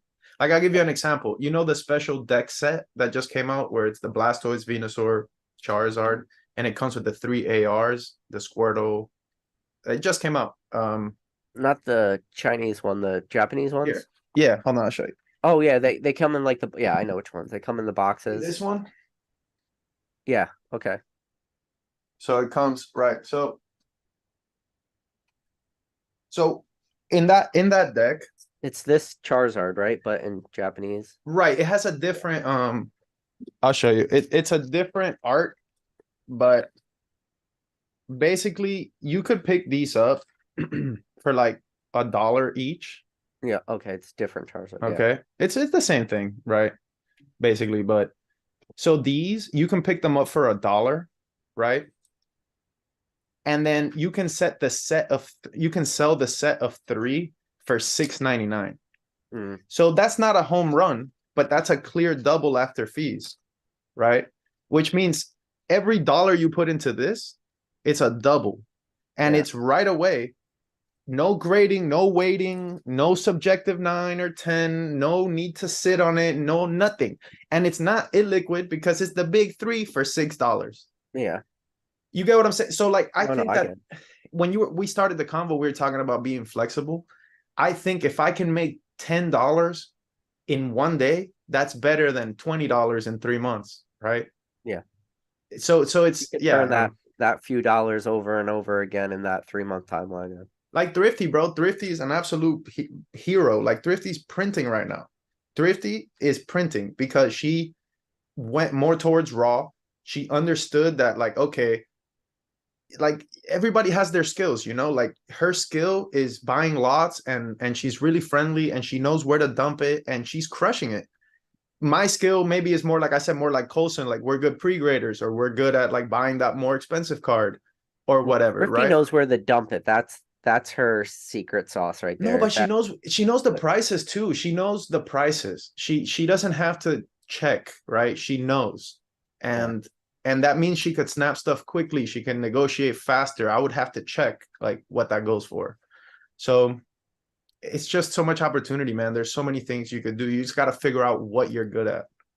Like, um, but yeah, man, like, and also a lot of times people want the home run. They don't want to do the base hit. They don't want a TCA game it. They want to just hit the jackpot and like, it's it's crazy how like the people that are really winning in this hobby, bro, have a crazy work ethic. Like even the whatnot people, like a lot of hate or whatever, mixed opinions, but those guys grind. Those dudes are grinders, bro. So Yeah. when they have 15K to drop a collecticon, it's because they worked, but you don't see that, right? You only see like the headline of the dude that scammed or whatever. Like, I don't know. I think there's nuance there. Yeah. So we mentioned thrifty a few times. Let's talk about the signature market. I know that's something you've been dabbling in the last couple years. You've have you been to any signings first of all? And Yeah, man. which ones have you been to? And Yeah, tell so me my about like just that whole, how did you get into the signature market? And I know you are a collector at heart and you're really into all the yeah. illustrators. So Oh, dude, yeah, no, I love the illustrators. That's really like how I even got into it. Like my favorite cards are by my favorite illustrators, you know. Like this like Sugimori is very nostalgic to me, right? But I also like some of the other you know, goats like Nishida obviously, Rita obviously, but then some of the more slept on ones like Ryu Ueda, I love him. He has some amazing work. Umemoto, I think is another one. He did the Arcanine on uh on a no map, I think. And he did a bunch of bangers. Like, so that's kind of how I got into it. Like, just like finding the counter no cards. map or I think it was Mysterious Mountain was that arc. Yeah, you might. Yeah, I'm sorry, I'm freestyling, but yeah, Mysterious Mount. It's the one where he's coming down the fountain. Yeah. Umemoto, I think he did a couple. So anyway, stuff like that. Like, so when I first started, I wanted to have like my favorite arts from my favorite artists. So that's kind of how I learned about the different artists and stuff. But when I heard that Arita was coming to Florida, I'm like, dude, that's an absolute no-brainer. Like, I'm getting thrifty. I'm going over there. You know, we're standing in line, me and the homie, and we're gonna meet Arita. Was this the Yeah, one you were that's talking? no, Is that so that's Kasube. That's yeah, yeah, okay, different. That's okay. Now this Kasube. is the Yeah, Mysterious Mountain one. Okay, so I was yeah. confused. Yeah, yeah, it doesn't matter, bro. It's hard sometimes to keep the sets in mind, but Yeah. yeah, Kasuba is another one. I love, you know, his Versus series Charizard. He has so many grails. Um, but yeah, so Arita came to Ocala, Florida, which is like 3 hours from me. I went over there. I stood in line. I did the right thing in that I bought a Charizard that was minty. I spent the money. I put 400 and I got a CGC 9 Charizard. And then I got Arita to sign it along with something else. And I also got the poster, which, by the way, if you guys are ever going to meet an artist, support his art. You got to understand there's so many like people that are just there to make money, like cool guys. Like, yeah, just sign this, nerd. It's like, nah, bro. Like, I really think Arita gave me a better sketch because I showed interest, because I was like, dude, like, are you selling this? Let me buy your book. Let me buy your poster. What else are you selling? I'm here to support you, bro. Thank you, like, for coming. And I think he saw that me and Thrifty like really love his stuff, and he gave us really good sketches. You know, he will take care of you. If you're there with an attitude, telling like, oh, like I'm the boss, Arita, do what I say. He's not. It's not that type of party. So, but yeah, that was really cool, man. He was awesome. Arita was the goat. Um, and then yeah, just like meeting the different people at the collecticons I go to, right? Because we're always traveling for that. So I met the Vegeta voice actor. He was awesome, Christopher Sabat. Really cool guy. Chopped it up. Like, he's like, oh yeah, bro, whatever. Added me on Instagram. Super down to earth. Oh, that's I awesome. met the voice actor of Winnie the Pooh in another one. I met Erica Schroeder, who did Luffy and Dark Magician Girl. I met, and dude, all these people are like artists, right? They're all free spirits, you know. They're people that didn't have a traditional life. Like a voice actor is and basically an actor, right? It's they have an agent, they go, they perform, and it's so they're theater kind of people, right? They're very animated, they're very cool. So whenever I can meet them, have that experience and get a signature, I appreciate that, you know. Something cool about that. And as far as the sketch market, it's one of my favorite things to follow and to try to value. And I'm down to talk to you about that, but yeah, I have my own, I guess, theories about that. No, yeah, I would love to hear those theories, man. Like, Well, dude, like I just think I think sketch I think the sketch is eventually gonna become the king. Like a good sketch is because you got to figure a lot of these artists are rushed and their hand is tired and they just like, bro, 4 hours later, you're not gonna take your time. Yeah, That's why I was saying, like, if you make that connection with the artist, if you maybe hit him up on IG, the week before, hey, I'm really looking forward to meeting you, bro. Can't wait for you to sign my poster, like, so that it's more of like he's more invested in your sure. thing, because otherwise they're working, right? You got to figure they're working. But ultimately, I feel like a good sketch will be king. When there's so many Arita signed cards, people are gonna want sketches, right? Hmm. And then good sketches on mint cards are gonna become important. Not just good sketches, but now I want a good sketch on an 8 or a 9, and I want the auto 10. And so it gets to that hierarchy of, like, I guess what people. So what's your thought on just authentic? Because I I don't went to a sign-in event and I don't really want to grade like Oh for yeah, this. you got the Ariga, right? You got the Yeah, Ariga. Oh, so sick. I got Yeah, two of them. yeah. Listen, it's a personal preference. I think if the card is mint, I would grade both. But if the card wasn't mint, I would do authentic auto 10. Oh yeah, those are Yeah. cracked, bro. So I had him do one with the Pokeball. Sheesh. So you got the Pokeball, and then he did the Pikachu on the other. Oh yeah, that's gas. Yep, that's amazing. But this is Congrats, my man. favorite card in all of Modern. So he had better cards, or maybe cards that people would like. I I don't really like I really like how they put to John on the bookcase. That's really cool. Yeah. No, it killed it. Yeah, so you're keeping those, right? You're not flipping Oh those. yeah, I got the card I wanted signed. I didn't care about anything other than this is a card that I'll probably die with. Like it's gonna take Yeah. a really, really shitty series of events in my life that would have it happen where I would need to sell that card. Put it that way. So Yeah, so for me, like, just I guess more as your friend, not as a flipper, I would never sell that. no, Okay. I would never sell it because I think there's certain things that you just are not going to be able to replace. And it's not like oh, he's going to die, or not like that. But that first moment where you met him, where you had that experience, will never happen again. So I think you're better off selling your second SIG, but I would never sell that. Like, I think people made offers on the Arita SIG that I have, and I just, like, cannot bring myself to take it because I know once I accept, I'll never get that back.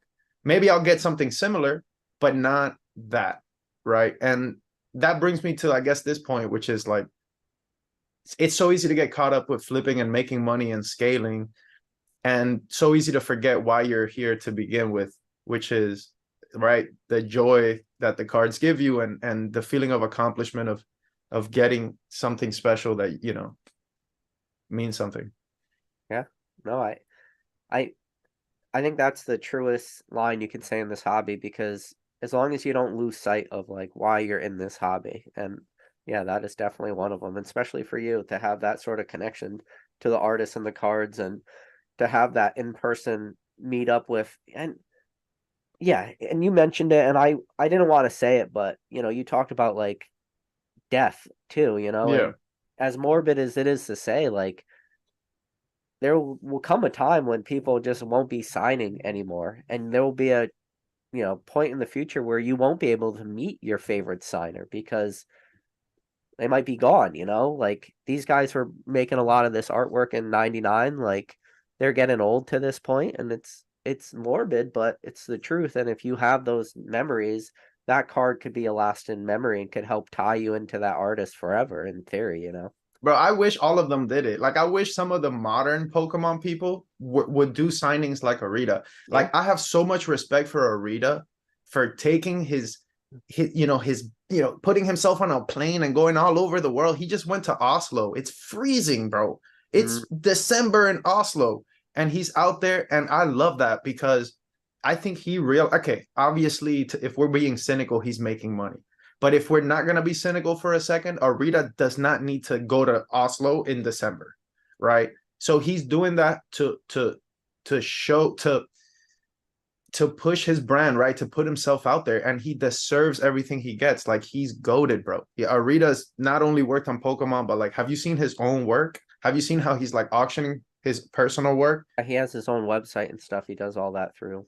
Yeah, so obviously he's trying to, I guess, market, right, his own stuff. But what's wrong with that? Like, that's what I want artists to do. I want artists to come to Miami and perform. I want painters to do exhibits in my hometown, right? It's like that's not cash grabbing. That's his dream, is to be an artist and like do that, you know? And then Yeah. also like he brings so much joy, bro. Bro, everyone loves their Arita Sig. Literally every single person that has one puts it at 10K and doesn't want to sell. Yeah. And it's that personal connection, dude. It's that like, for example, I wanted to get a Kuki Saito Sig, but I want to meet him. I don't want to just buy it. Yeah. I don't want to just buy it. Yeah. That's not as cool to me, you know? Well, and then there's the people that who knows if they'll ever sign again, like Ken Sugimori and stuff like that, where those guys are just they're as big wigs as you can get in Pokemon, and they're just signing is not even on their radar right now, and that's why you'll have their old SIGs going for crazy prices, just because may never get another chance for that signing, which is weird too. How do you feel about that? The fact that these artists, some of them are just like, yeah, never gonna probably sign again. I think that there's a lot of stuff, and I'm not really going to answer your question, but just bear with me, okay? I think there's a lot of stuff that's much cooler than SIGs that we still haven't seen, that we still don't know about yet. I think there's potential sketchbooks, early sketchbooks that we have no idea what those could go for. Oh You yeah, get me? Like imagine a page of Sugimori just doing Charizard heads and every them, like, you know how artists will do like yeah. the models of the head, like what does that go for? Right, 1996 Sugimori early sketch of Charizard. Like, bro, we're talking like, so I think although they didn't sign a lot, they created so much, and that when a lot of them pass away, all that shit's gonna come to market, and it's gonna be nuts. Yeah. um that's my take on that, you know. I think there's way cooler stuff, bro, you Yeah. know. It's all that prototype stuff. And especially when you think about base set, what was base set? Like 5 artists, right? 5 artists made Yes, the original 102 cards. like Himeno, Sugi, a couple others. That was pretty much Nishida. But yeah, I don't know. I think there's a lot of stuff still to be uncovered. That's where I'm at. Like, I think SIGs are cool, but I think like it's only like the tip of the iceberg, you know? Like, bro, like, or even random shit like Ken Sugimori's business card, right? His first business card. What does that go for? Right? Or his contract. Like, what's the contract? Sugimori's contract for Oh, Nintendo you're or whatever. talking Like, what? like Like, Babe Ruth's contracts and stuff. but I'm Like, just saying, like, if Pokemon really is what we think it is, right? yeah, And these guys are the founding fathers, the building blocks of this shit, then literally everything Sugi touched is gold, bro. Like everything. And like, to me, being, like I said, an art person, like for me, the sketchbooks would be infinitely more, you know, priceless than any card that got printed, yeah. because it's just getting a glimpse into how it came to be. Like, that's museum level to me. Like, so Well, there's famous sketchbooks that exist. I mean, it's way above Pokemon level, but you look at, I think it was Bill Gates bought like Leonardo da Vinci's original sketch where he shows like the guy and the girl, oh, like, sick. No way. Yeah. like that's his original sketchbook, and that sold for millions of dollars, and it Oh, really took a sick. one of the richest people in the world to purchase that and put it in their personal collection. And like when people look at Vincent Van Gogh, they are not sorry, Leonardo. I said Da Vincent Vinci, Van Da Gogh. Vinci. Yeah, yeah. You're thinking the Yeah, Da Pikachu. Vinci. Yeah, Leonardo da Vinci. When they think of Leonardo da Vinci, they think of like his original journals and stuff. So if Pokemon ever could get to that level, which obviously it's a stretch, we may never get to Leonardo da Vinci levels, but we could get somewhere as crazy. Or even if you want to just did a comparison to sports, like I mentioned Babe Ruth, like Babe Ruth's contract from the Red Sox to the Yankees, like that probably goes for a ton of money. All signed checks by all these people, like random checks, eh, eh, you know. I just think that they really didn't fully know what they were making, PK. That's kind of what I think. Like you got to think, Sugimori was a young kid, right? Arita was a young kid Yeah, that was hired by a early company. Like, it's not like they knew that they were gonna be pillars, right? So that's why I have so much respect for Arita, because Arita knows now, and he's like, let me put myself out there to my fans, right? Like, bro, I wish Sugi did that. Like, I wish Sugimori just said, I'm going on a world tour, boys. Like, one more hoorah for all the collectors. But like, that would make him so cool to me, you know? And yeah. and think about the love he would get. Like, he would get infinite love, bro. He would Oh be yeah. getting hugs. Bro, it's Sugi. Like it's Game Boy Color. You know what I mean? It's our childhood. But Yeah, it's that Blastoise, like the Blastoise. When everybody thinks of the original Blastoise, that's the one you think of. yeah, so that'd be cool. But I don't know. Don't hold your breath. Hopefully he does it. But Yeah, yeah. I yeah. Well, we could hope. Maybe you'll get. I mean, the problem is like a sign-in event for his might be a real one-off thing. It'll be like a world. It will never be like at a world's actual like the event, but he'll probably never do like a world tour, which is sad to think about. yeah, it's okay. But yeah, I'm gonna. If you're good to go for like another 15 minutes, I want to leave up. We've kind of been ignoring the chat a little bit. I know you've been interacting a little bit. I know we got a Oh, lot. bro, I'm good. Listen, I'm good to go into whatever. Let me grab a drink. You All talk right. to the chat. I'll be back in two. Yeah, so I'm just gonna real quick while he goes to get a drink. If you guys have your questions now, ask your questions. I'm gonna scroll up. I just kind of want to see some of the names that are in the chat right now. I do see Old Card Shop. We got number one mod in the game, Drew. Good to see you, Drew. Coulson, Chevals. We do have some of the spicy boys in here. That's good. Uh, I just want to see what you guys are writing right now. Uh, I see Thrifty said, "How many of my plays has Nesto spilled so far?" Nesto hasn't spilled any of your plays really, Thrifty. Pretty much just gave you a compliment. Said you are right now the queen of sourcing raw cards right now and being able to sell raw cards. So, Thrifty, you're doing something right there, which is good. I think Thrifty just took a big sigh of relief right now, or she's just like, too much. He said too much. Uh,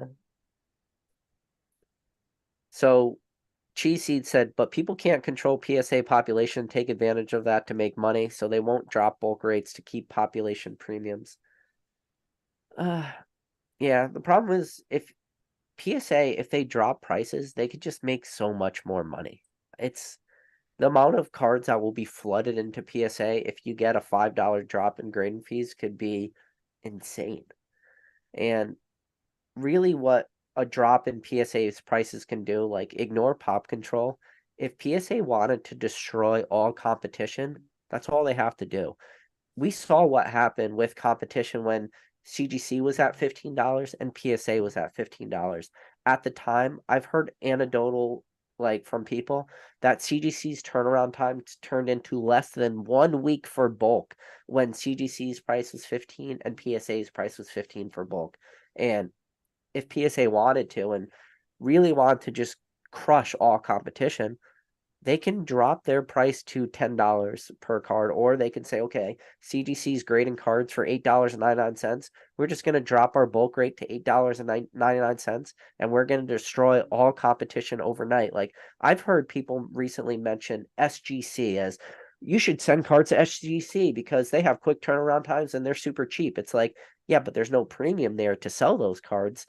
But if PSA dropped to SGC prices and dropped to CGC prices, they would overnight kill all competition. Now, they would also be their own worst enemy in that situation because even though they're killing all the competition, they would hurt themselves because their turnaround times would go absolutely crazy. But I mean, I'm back. Yeah, I can't wait to read through this chat, bro. You guys are going absolutely crazy. One of the questions is, do aliens exist? You wanna take that one? so I was on a.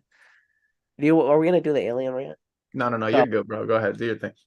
I was always on like the sidelines of aliens are fake. That was like I always just thought that growing up, but I listened to a lot of Joe Rogan. I don't know if you listen to Joe Rogan, Yeah, but of course. Yeah. Joe Rogan turned me into a believer. I believe in aliens now, but I don't believe like I think aliens are afraid of us, to be honest with you. Yeah, we're scary. I think they're afraid. It's like it's the same way as you would look at what's the closest like relative to humans, like chimpanzees and apes and stuff. You're not going to go into the wild and just take on a chimpanzee or an ape because That's a good point. Yeah. they're going to Like rip your face off. you're not just gonna walk into their village and like try to mingle, Yeah. right? That's And a good point. you got to also think about them. They could be looking at us and looking at where are we from a timeline of like technology. We can be like obviously not even close to their advanced levels, but they could say, well, when did these people split the atom? In the 1940s with World War II, like we created atomic bombs. So what did we do? We took, you know, uranium, 234, and plutonium, made two nuclear bombs with it. The first thing we did was weaponize these things, and then Yep. we dropped them on people, Yeah, you yeah, know, yeah. with on like Nagasaki and Hiroshima. That was the first thing we did when we created nuclear weapons. Aliens might look at us and say, we're scared of these people. Or assuming that aliens have like, you got to figure when you get to a higher level, you're going to become weaker, right? Because you don't have to use your body as much. You could use your brain and your technology to make life easier. So you're probably going to become smaller, you're become weaker. They might look at our like guns that are all just mechanical guns, and they're saying, we can't stop a bullet.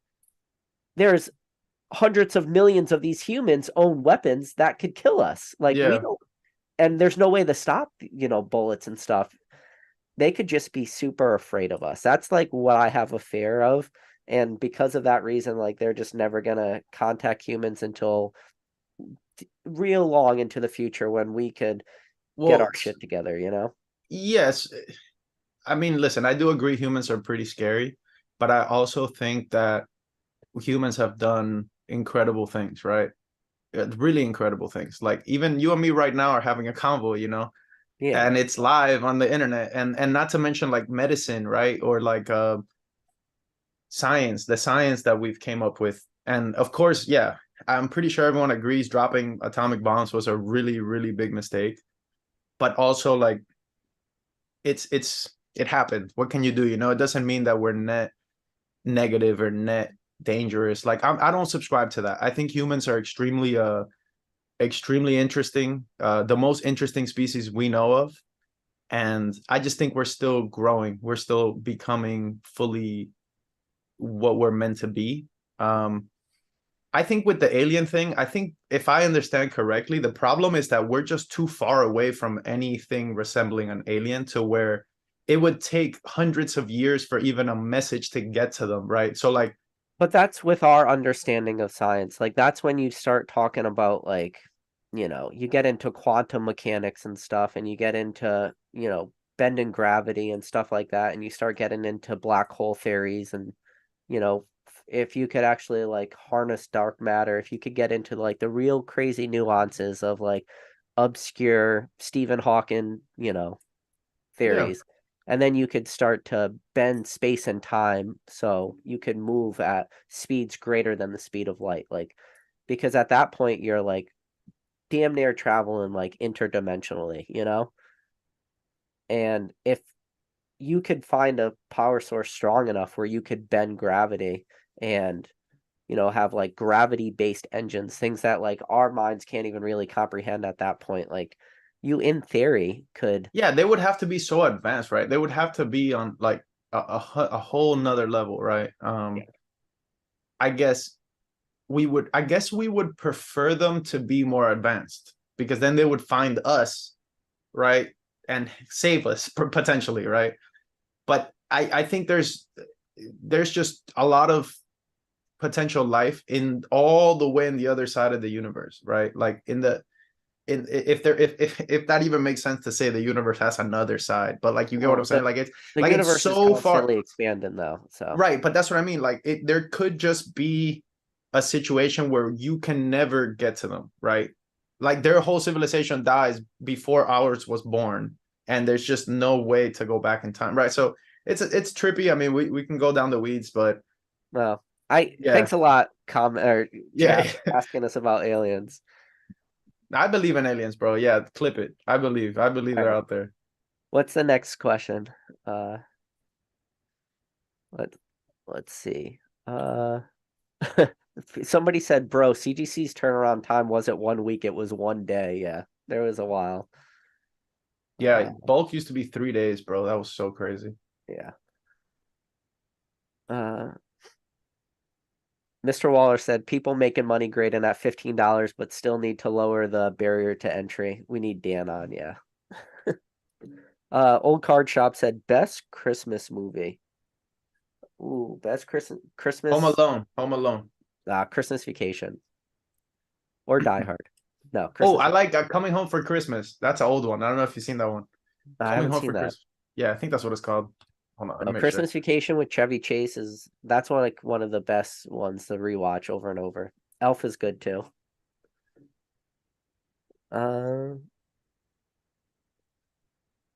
Let's see.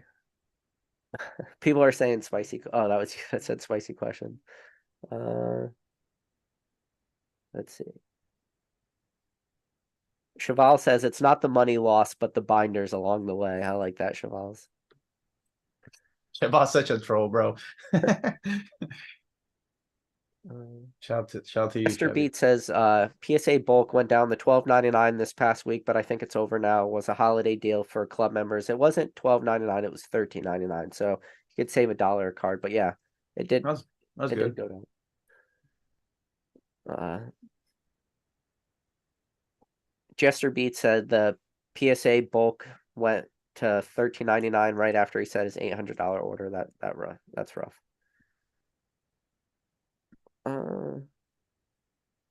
So Kai said, question, H22. So what is that? The Slow King?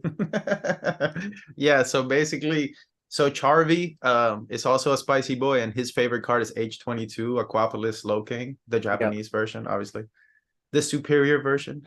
So Kai basically has made it a point to say H22 in every live stream because he's trying to get that shit to go up so that he can't afford it. So Gotcha. it's not, yeah.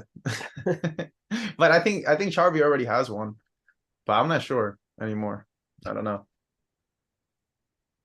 So Jackson said, spicy question. Are people deep down only only interested in signed cards due to their financial value and give zero shit about the artist? Well, I think you just proved that in a pretty good rant that you do care Yeah, about the I already artist. talked about that. Yeah. Some people are like that, bro, but it And is what it is. I don't know. I just told you that I had these cards signed and there's no way I'm selling those. So So it was why you haven't graded them? Like, just curious. I know they're authentic. I Yeah, mean yeah, that yeah. I don't got to prove to anybody like, hey, these are really signed. That I prove it to myself, you know. I would slab them. I mean, personally, my collection, I like it to be slabbed. I know that's a personal thing, but But I I would would slab probably them. do authentic. Like I don't care. Can I I mean, see them again? Let me see the autos. And maybe if you can send me pictures of them, like I'll straight up tell you probably what it's gonna grade. If listen, if the ink on the auto is solid and there's no streaks on the marker, you're gonna get an auto 10. And so like I would just grade it authentic auto 10. But I mean, are the cards not minty? They're minty, right? oh yeah. I mean, they were all, Yeah, you so know, then just grade them, dude. What are you one of talking them might be about? a 9. There's like a little corner dig on one, but yeah, Yeah, but no. listen, a 910 of that card is such a grail. Like you're looking, I mean, you're not gonna sell it, but it's I mean over 1,000 for sure, 1,500, 1,200, you know.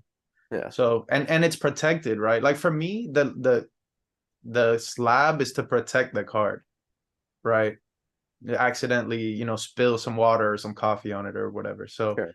if it's up to you, obviously. I'm not telling you what to do, but if it was me, I would love to have those graded, you Yeah, I know. mean, I to be honest with you, I might send them away, but I'm just not in a rush right now. I like them. So what else you have that's like your favorite? Like I see some Game Boy games back there. I see some blisters. Most of this stuff is shit I grew up with, you know? Like Mm-hmm. that is my original Nintendo Teenage Mutant Ninja Turtles #2, like the one that I had as a kid. And that's it. That's old. Yeah. That is my N64 I had growing up. That is my original GoldenEye box GoldenEye. that Sick. I've resealed. That it's not really resealed. It's just I've resealed anything back there that's sealed. I probably resealed. Okay. Like that Super Mario's box. Like Ooh, that's gas. Yeah, let me see that, bro. Dude, let me see like that. Sheesh. so I like love this. that game, bro. I love that game. Oh, you resealed it? Yeah, Oh, hell no. Seriously? That's crazy. yeah, That looks factory fresh. yeah. So That's nice. just I yeah. So I got a question for you. Do you have oh, don't rip it. Oh, I'll just reseal it when I turn off the You're so crazy, bro. camera. No, so what's okay, here's my question for you, okay? When is it enough? Like, do you have a finite list of things you want, Or are No, you just here for the long run and just I picking just shit up? Yeah. yeah, just shit I like. If there's nothing special about that. I could do old stuff back there. I could do modern stuff. It's just like whatever I care about at that certain point. Like right there is the Silver Bible. I don't know if you know what the Silver Yeah, yeah, Bible yeah. is. So Hmm. I got one of those.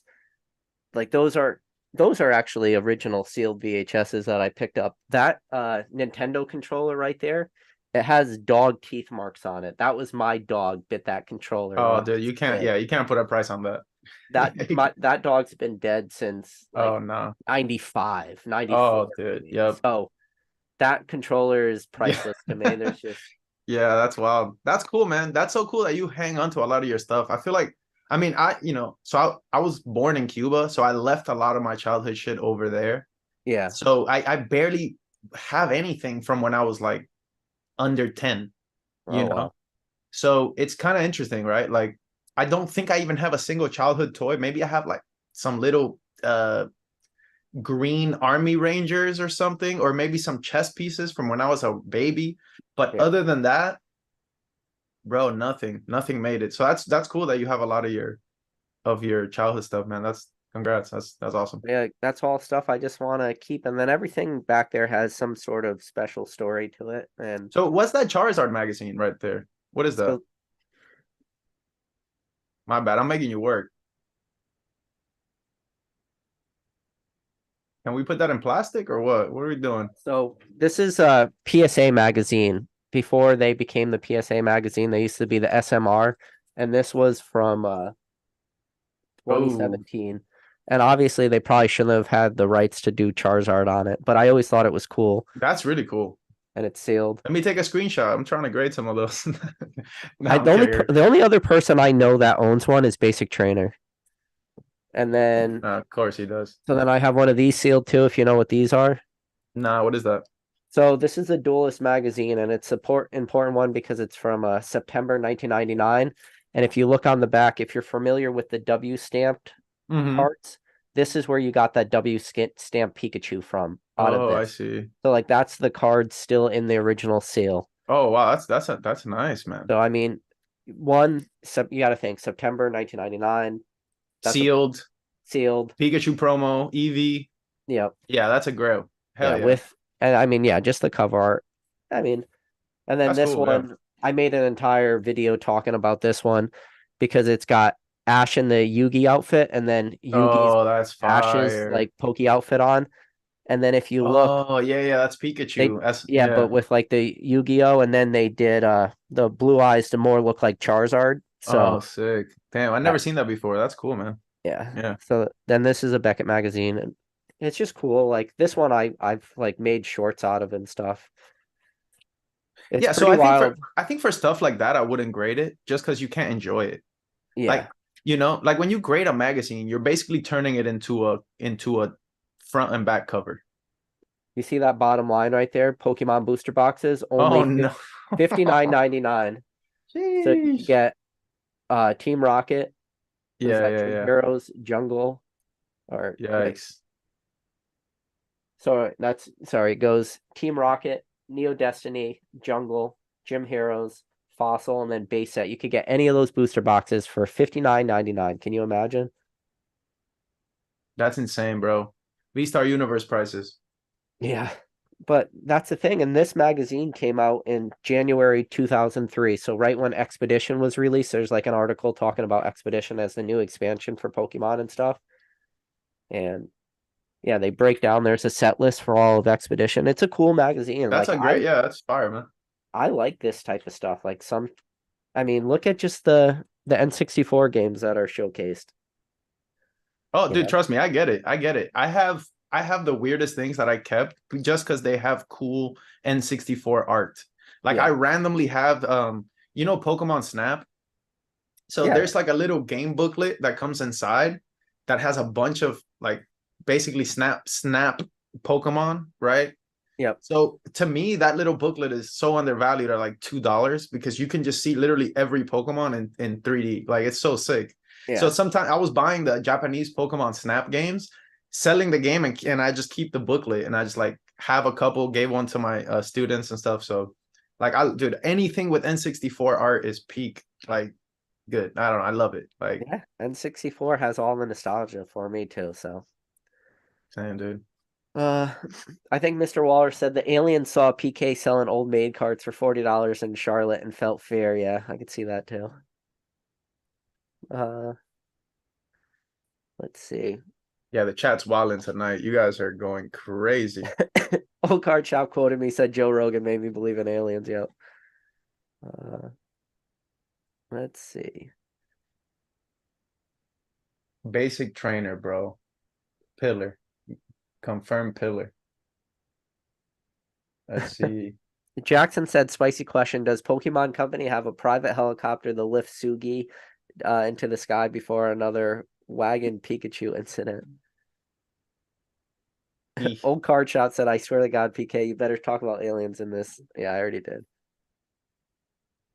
Here's a question for you. Question: Why do you think? What do you think is the reason people don't like Scarlet and Violet? I think people do like it, but I would like to hear your thoughts. Um, yikes. I don't think it's a terrible set. I think it's not that good, but I think the Miraidon and Koraidon legendaries I think are really, really cool, really slept on. I think the fact that they travel through time and shit is really like a cool concept. I think it's weird that they're also a bike. Like that Yeah, is a little weird to me. Also, I like the starters. Like I think when you compare different generations, Scarlet is not the worst. Like there's been some terrible starters, bro. We need a historian to tell you which ones, but if you actually look, bro, there's been some trash. Like anyway, we won't get into that, but it's nice, you know, it's like a little cat. That's cool. It's a what is it, the alligator little bro, they're cute. What's the problem? And then obviously Quaxley, like I don't think it's as bad as people make it seem, but definitely people aren't buying it. So I think if you look at it from that point of view, it's not good. But if you look at it like from the perspective of all the generations, it's actually pretty like I can get behind it. I don't know. yeah. No, I agree with that. I think it's being slept on right now. I think it's just the market's struggling for the first time that there's oversupply of a modern product, and I think the right now the current market is just not familiar with how to deal with that. Like we've obviously seen it in the past when you look at a Crimson Invasion or you look at Steam Siege, like lackluster sets with ton of supply. But I just feel like because most of the people joined the hobby after those sets were released, that they're just not used to navigating those type of waters. And I think that this will be a good learning for a lot of people. But there will I come a time when these sets are no longer available. It's going to take a while to get through distribution, and then so your first hurdle for these sets to become more valuable is no longer available at distribution. That next hurdle is going to be a pretty big hurdle, which is going to be PokemonCenter.com MSRP price point of 161. Now, it's going to take a long time to get there, but then it's going to have to break through that Pokemon Center MSRP 161, and then for that booster box to get to 200, it's going to be a while, put it that way. And I well, think a lot of people just don't understand that yet. I also think that the context of when the set came out is important.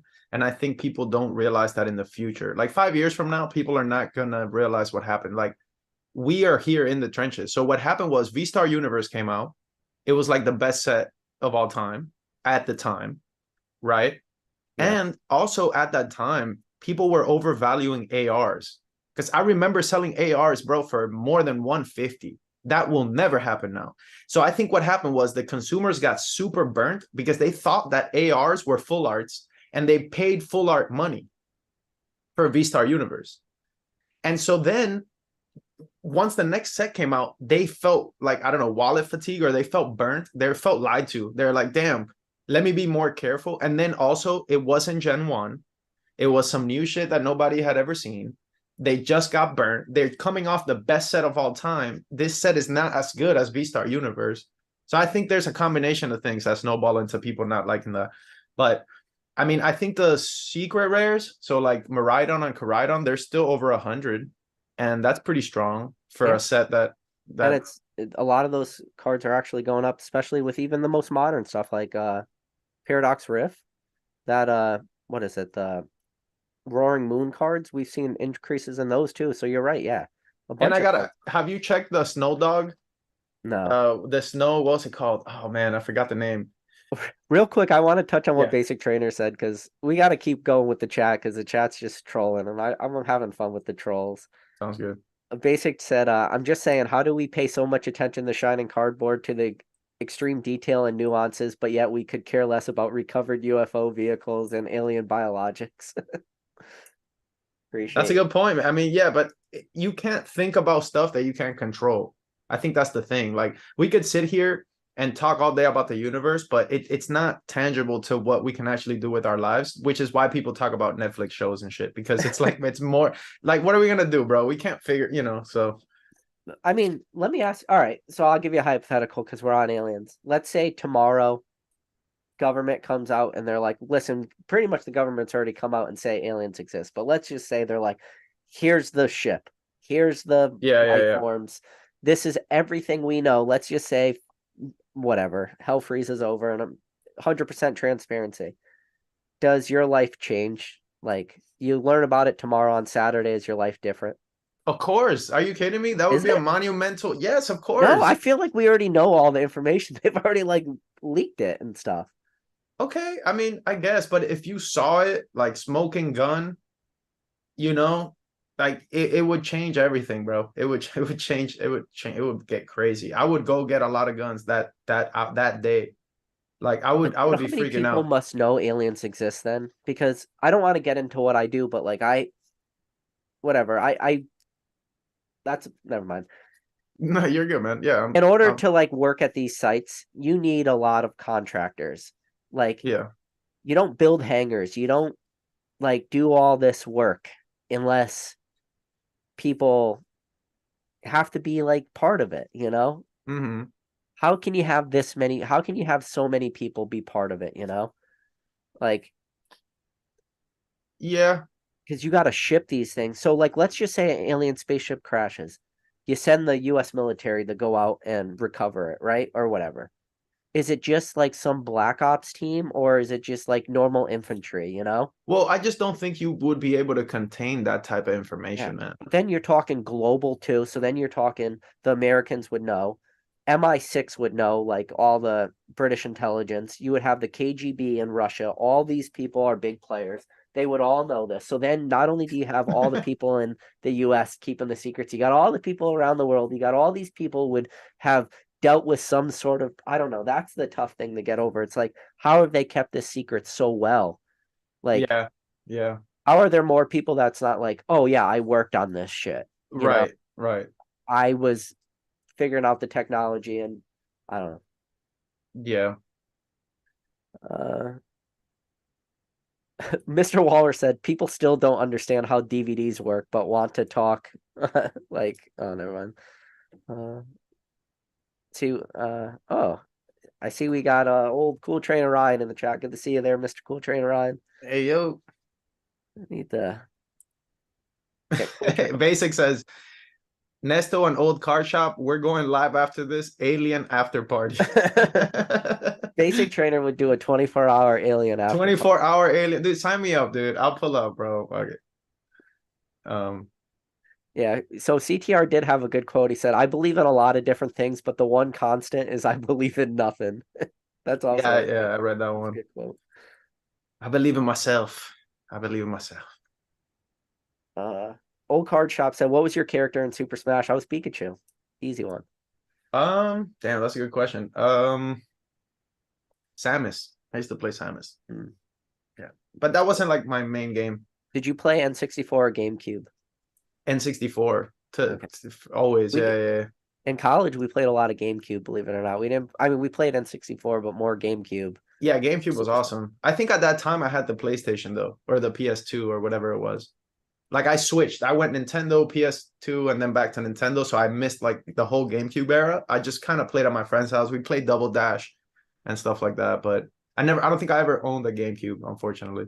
Yeah, so freshman year of college, everybody got Xboxes, and the big game we all played on our college floor was Gears of War. So if there's any Gears of War fans out there, that was the big game I played. Oh Original yeah, Gears.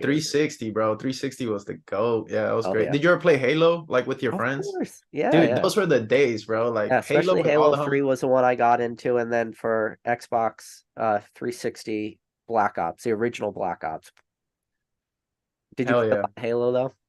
We played a lot of Halo. I think that was the first shooter that I really played a lot. Halo, the first one.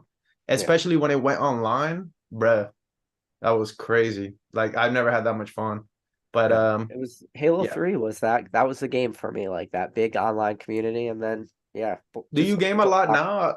I would imagine it's hard, man. You got a whole family and business and I can't play anything anymore, man. Like this mm, is it. Like there were some people out there I saw wrote comments that are like PK doesn't exist outside of lives.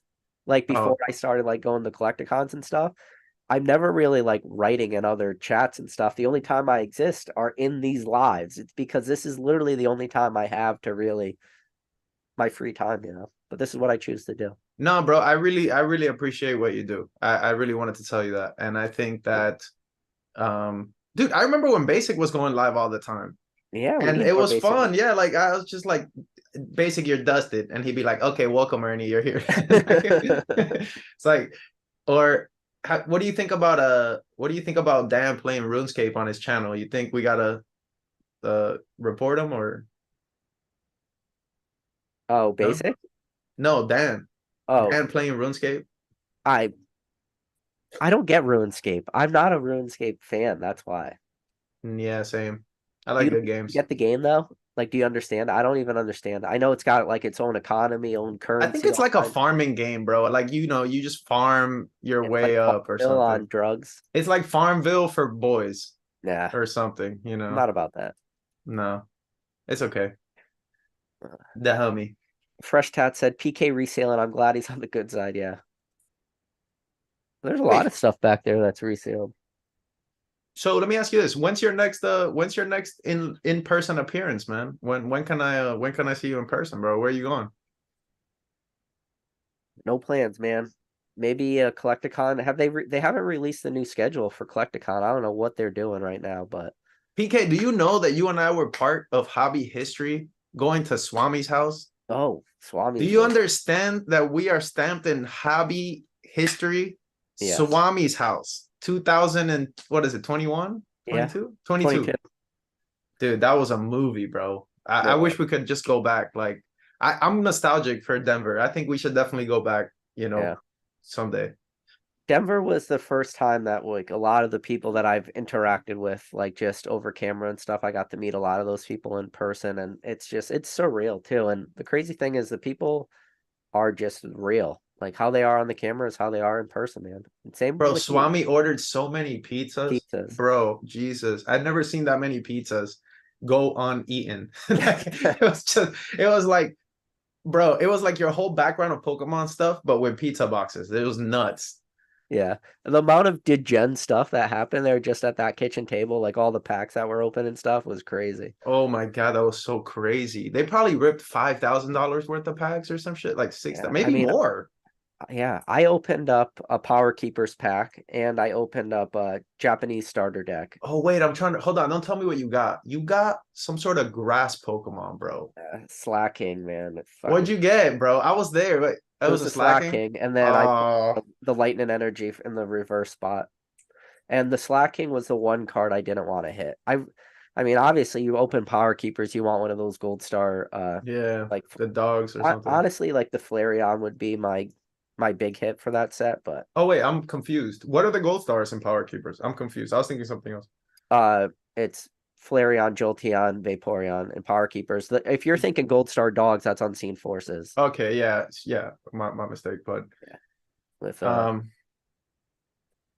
yeah, but yeah, they're yeah. still dogs technically, so you're not wrong. No, I was way wrong. It's I love gold stars, bro. I really do. And I don't think gold stars are going anywhere, bro. Even now, like just now I made an offer on this guy, like this guy on Instagram, and I was like, "Hey, if you're interested, I could do half cash, half trade.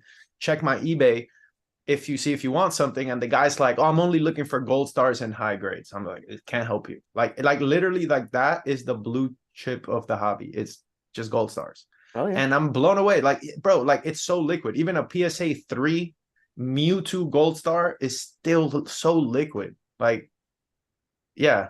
yeah, but Do you own any? Like, do you own any Gold Stars or do you or no? uh, Oh, you don't want to show. Okay, we're spilling places.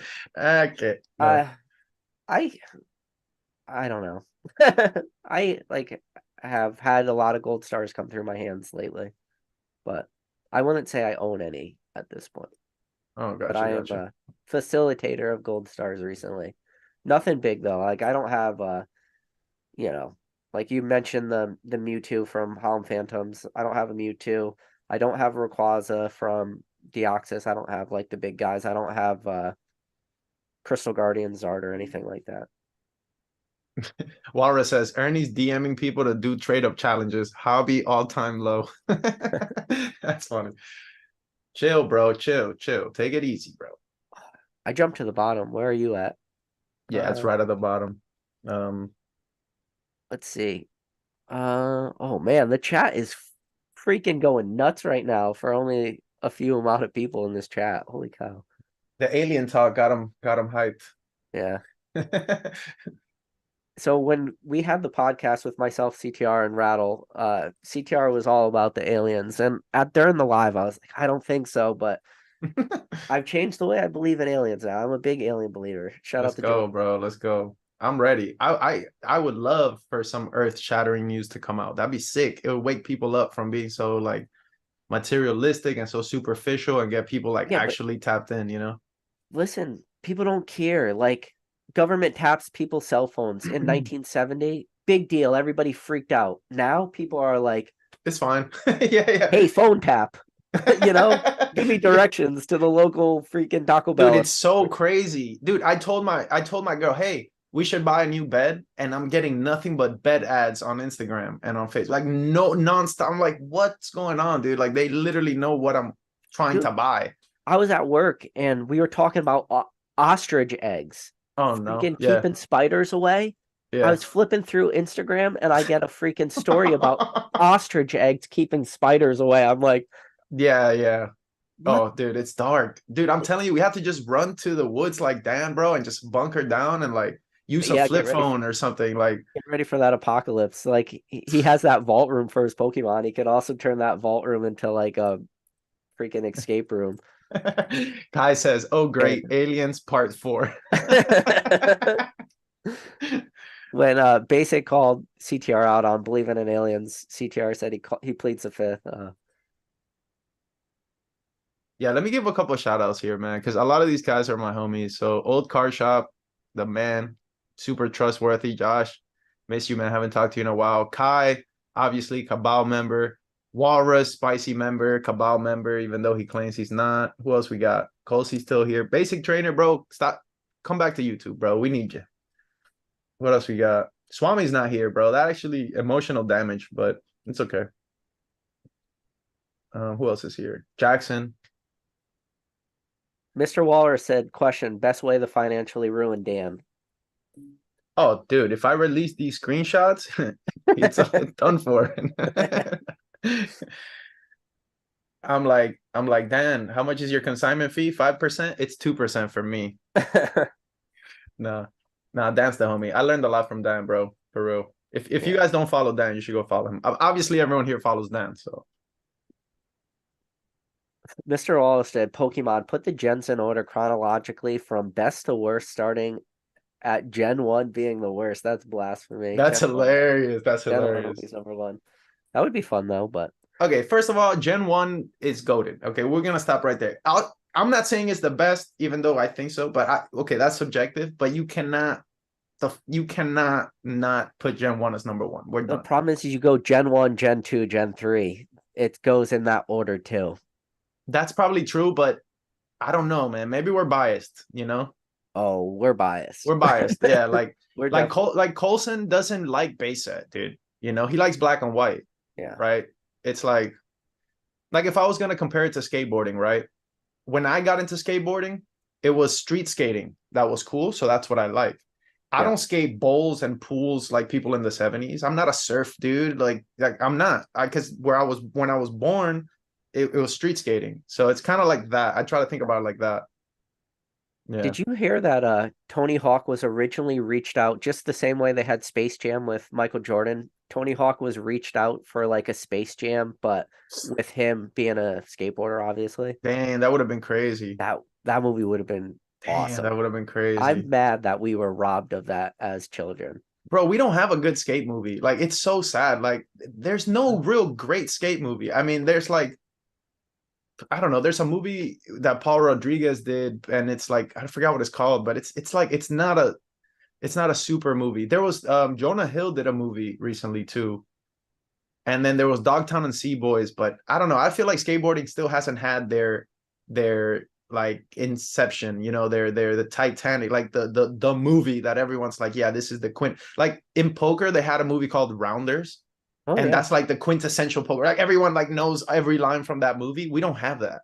Like which is crazy how big skateboarding is in the Olympics now, and like there's still no movie. Like what's happened? yeah. Can There's y'all so cast many, me? yeah, so many baseball movies, so many football movies. Hey, if you're making a movie, cast me. I'll be random homeless dude in the back.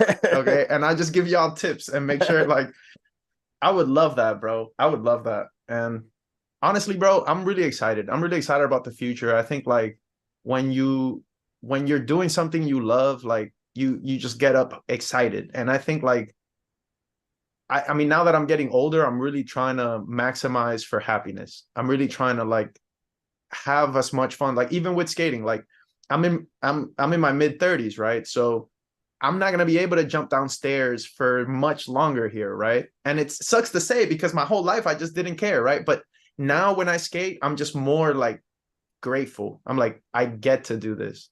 And Yeah, then it's funny because in Pokemon is the same thing. Like the free tendies, the grade whatever, do whatever is kind of changing. And it just make you be grateful to that you even made that money, right? That you even made those free tendies to begin with. Like yeah.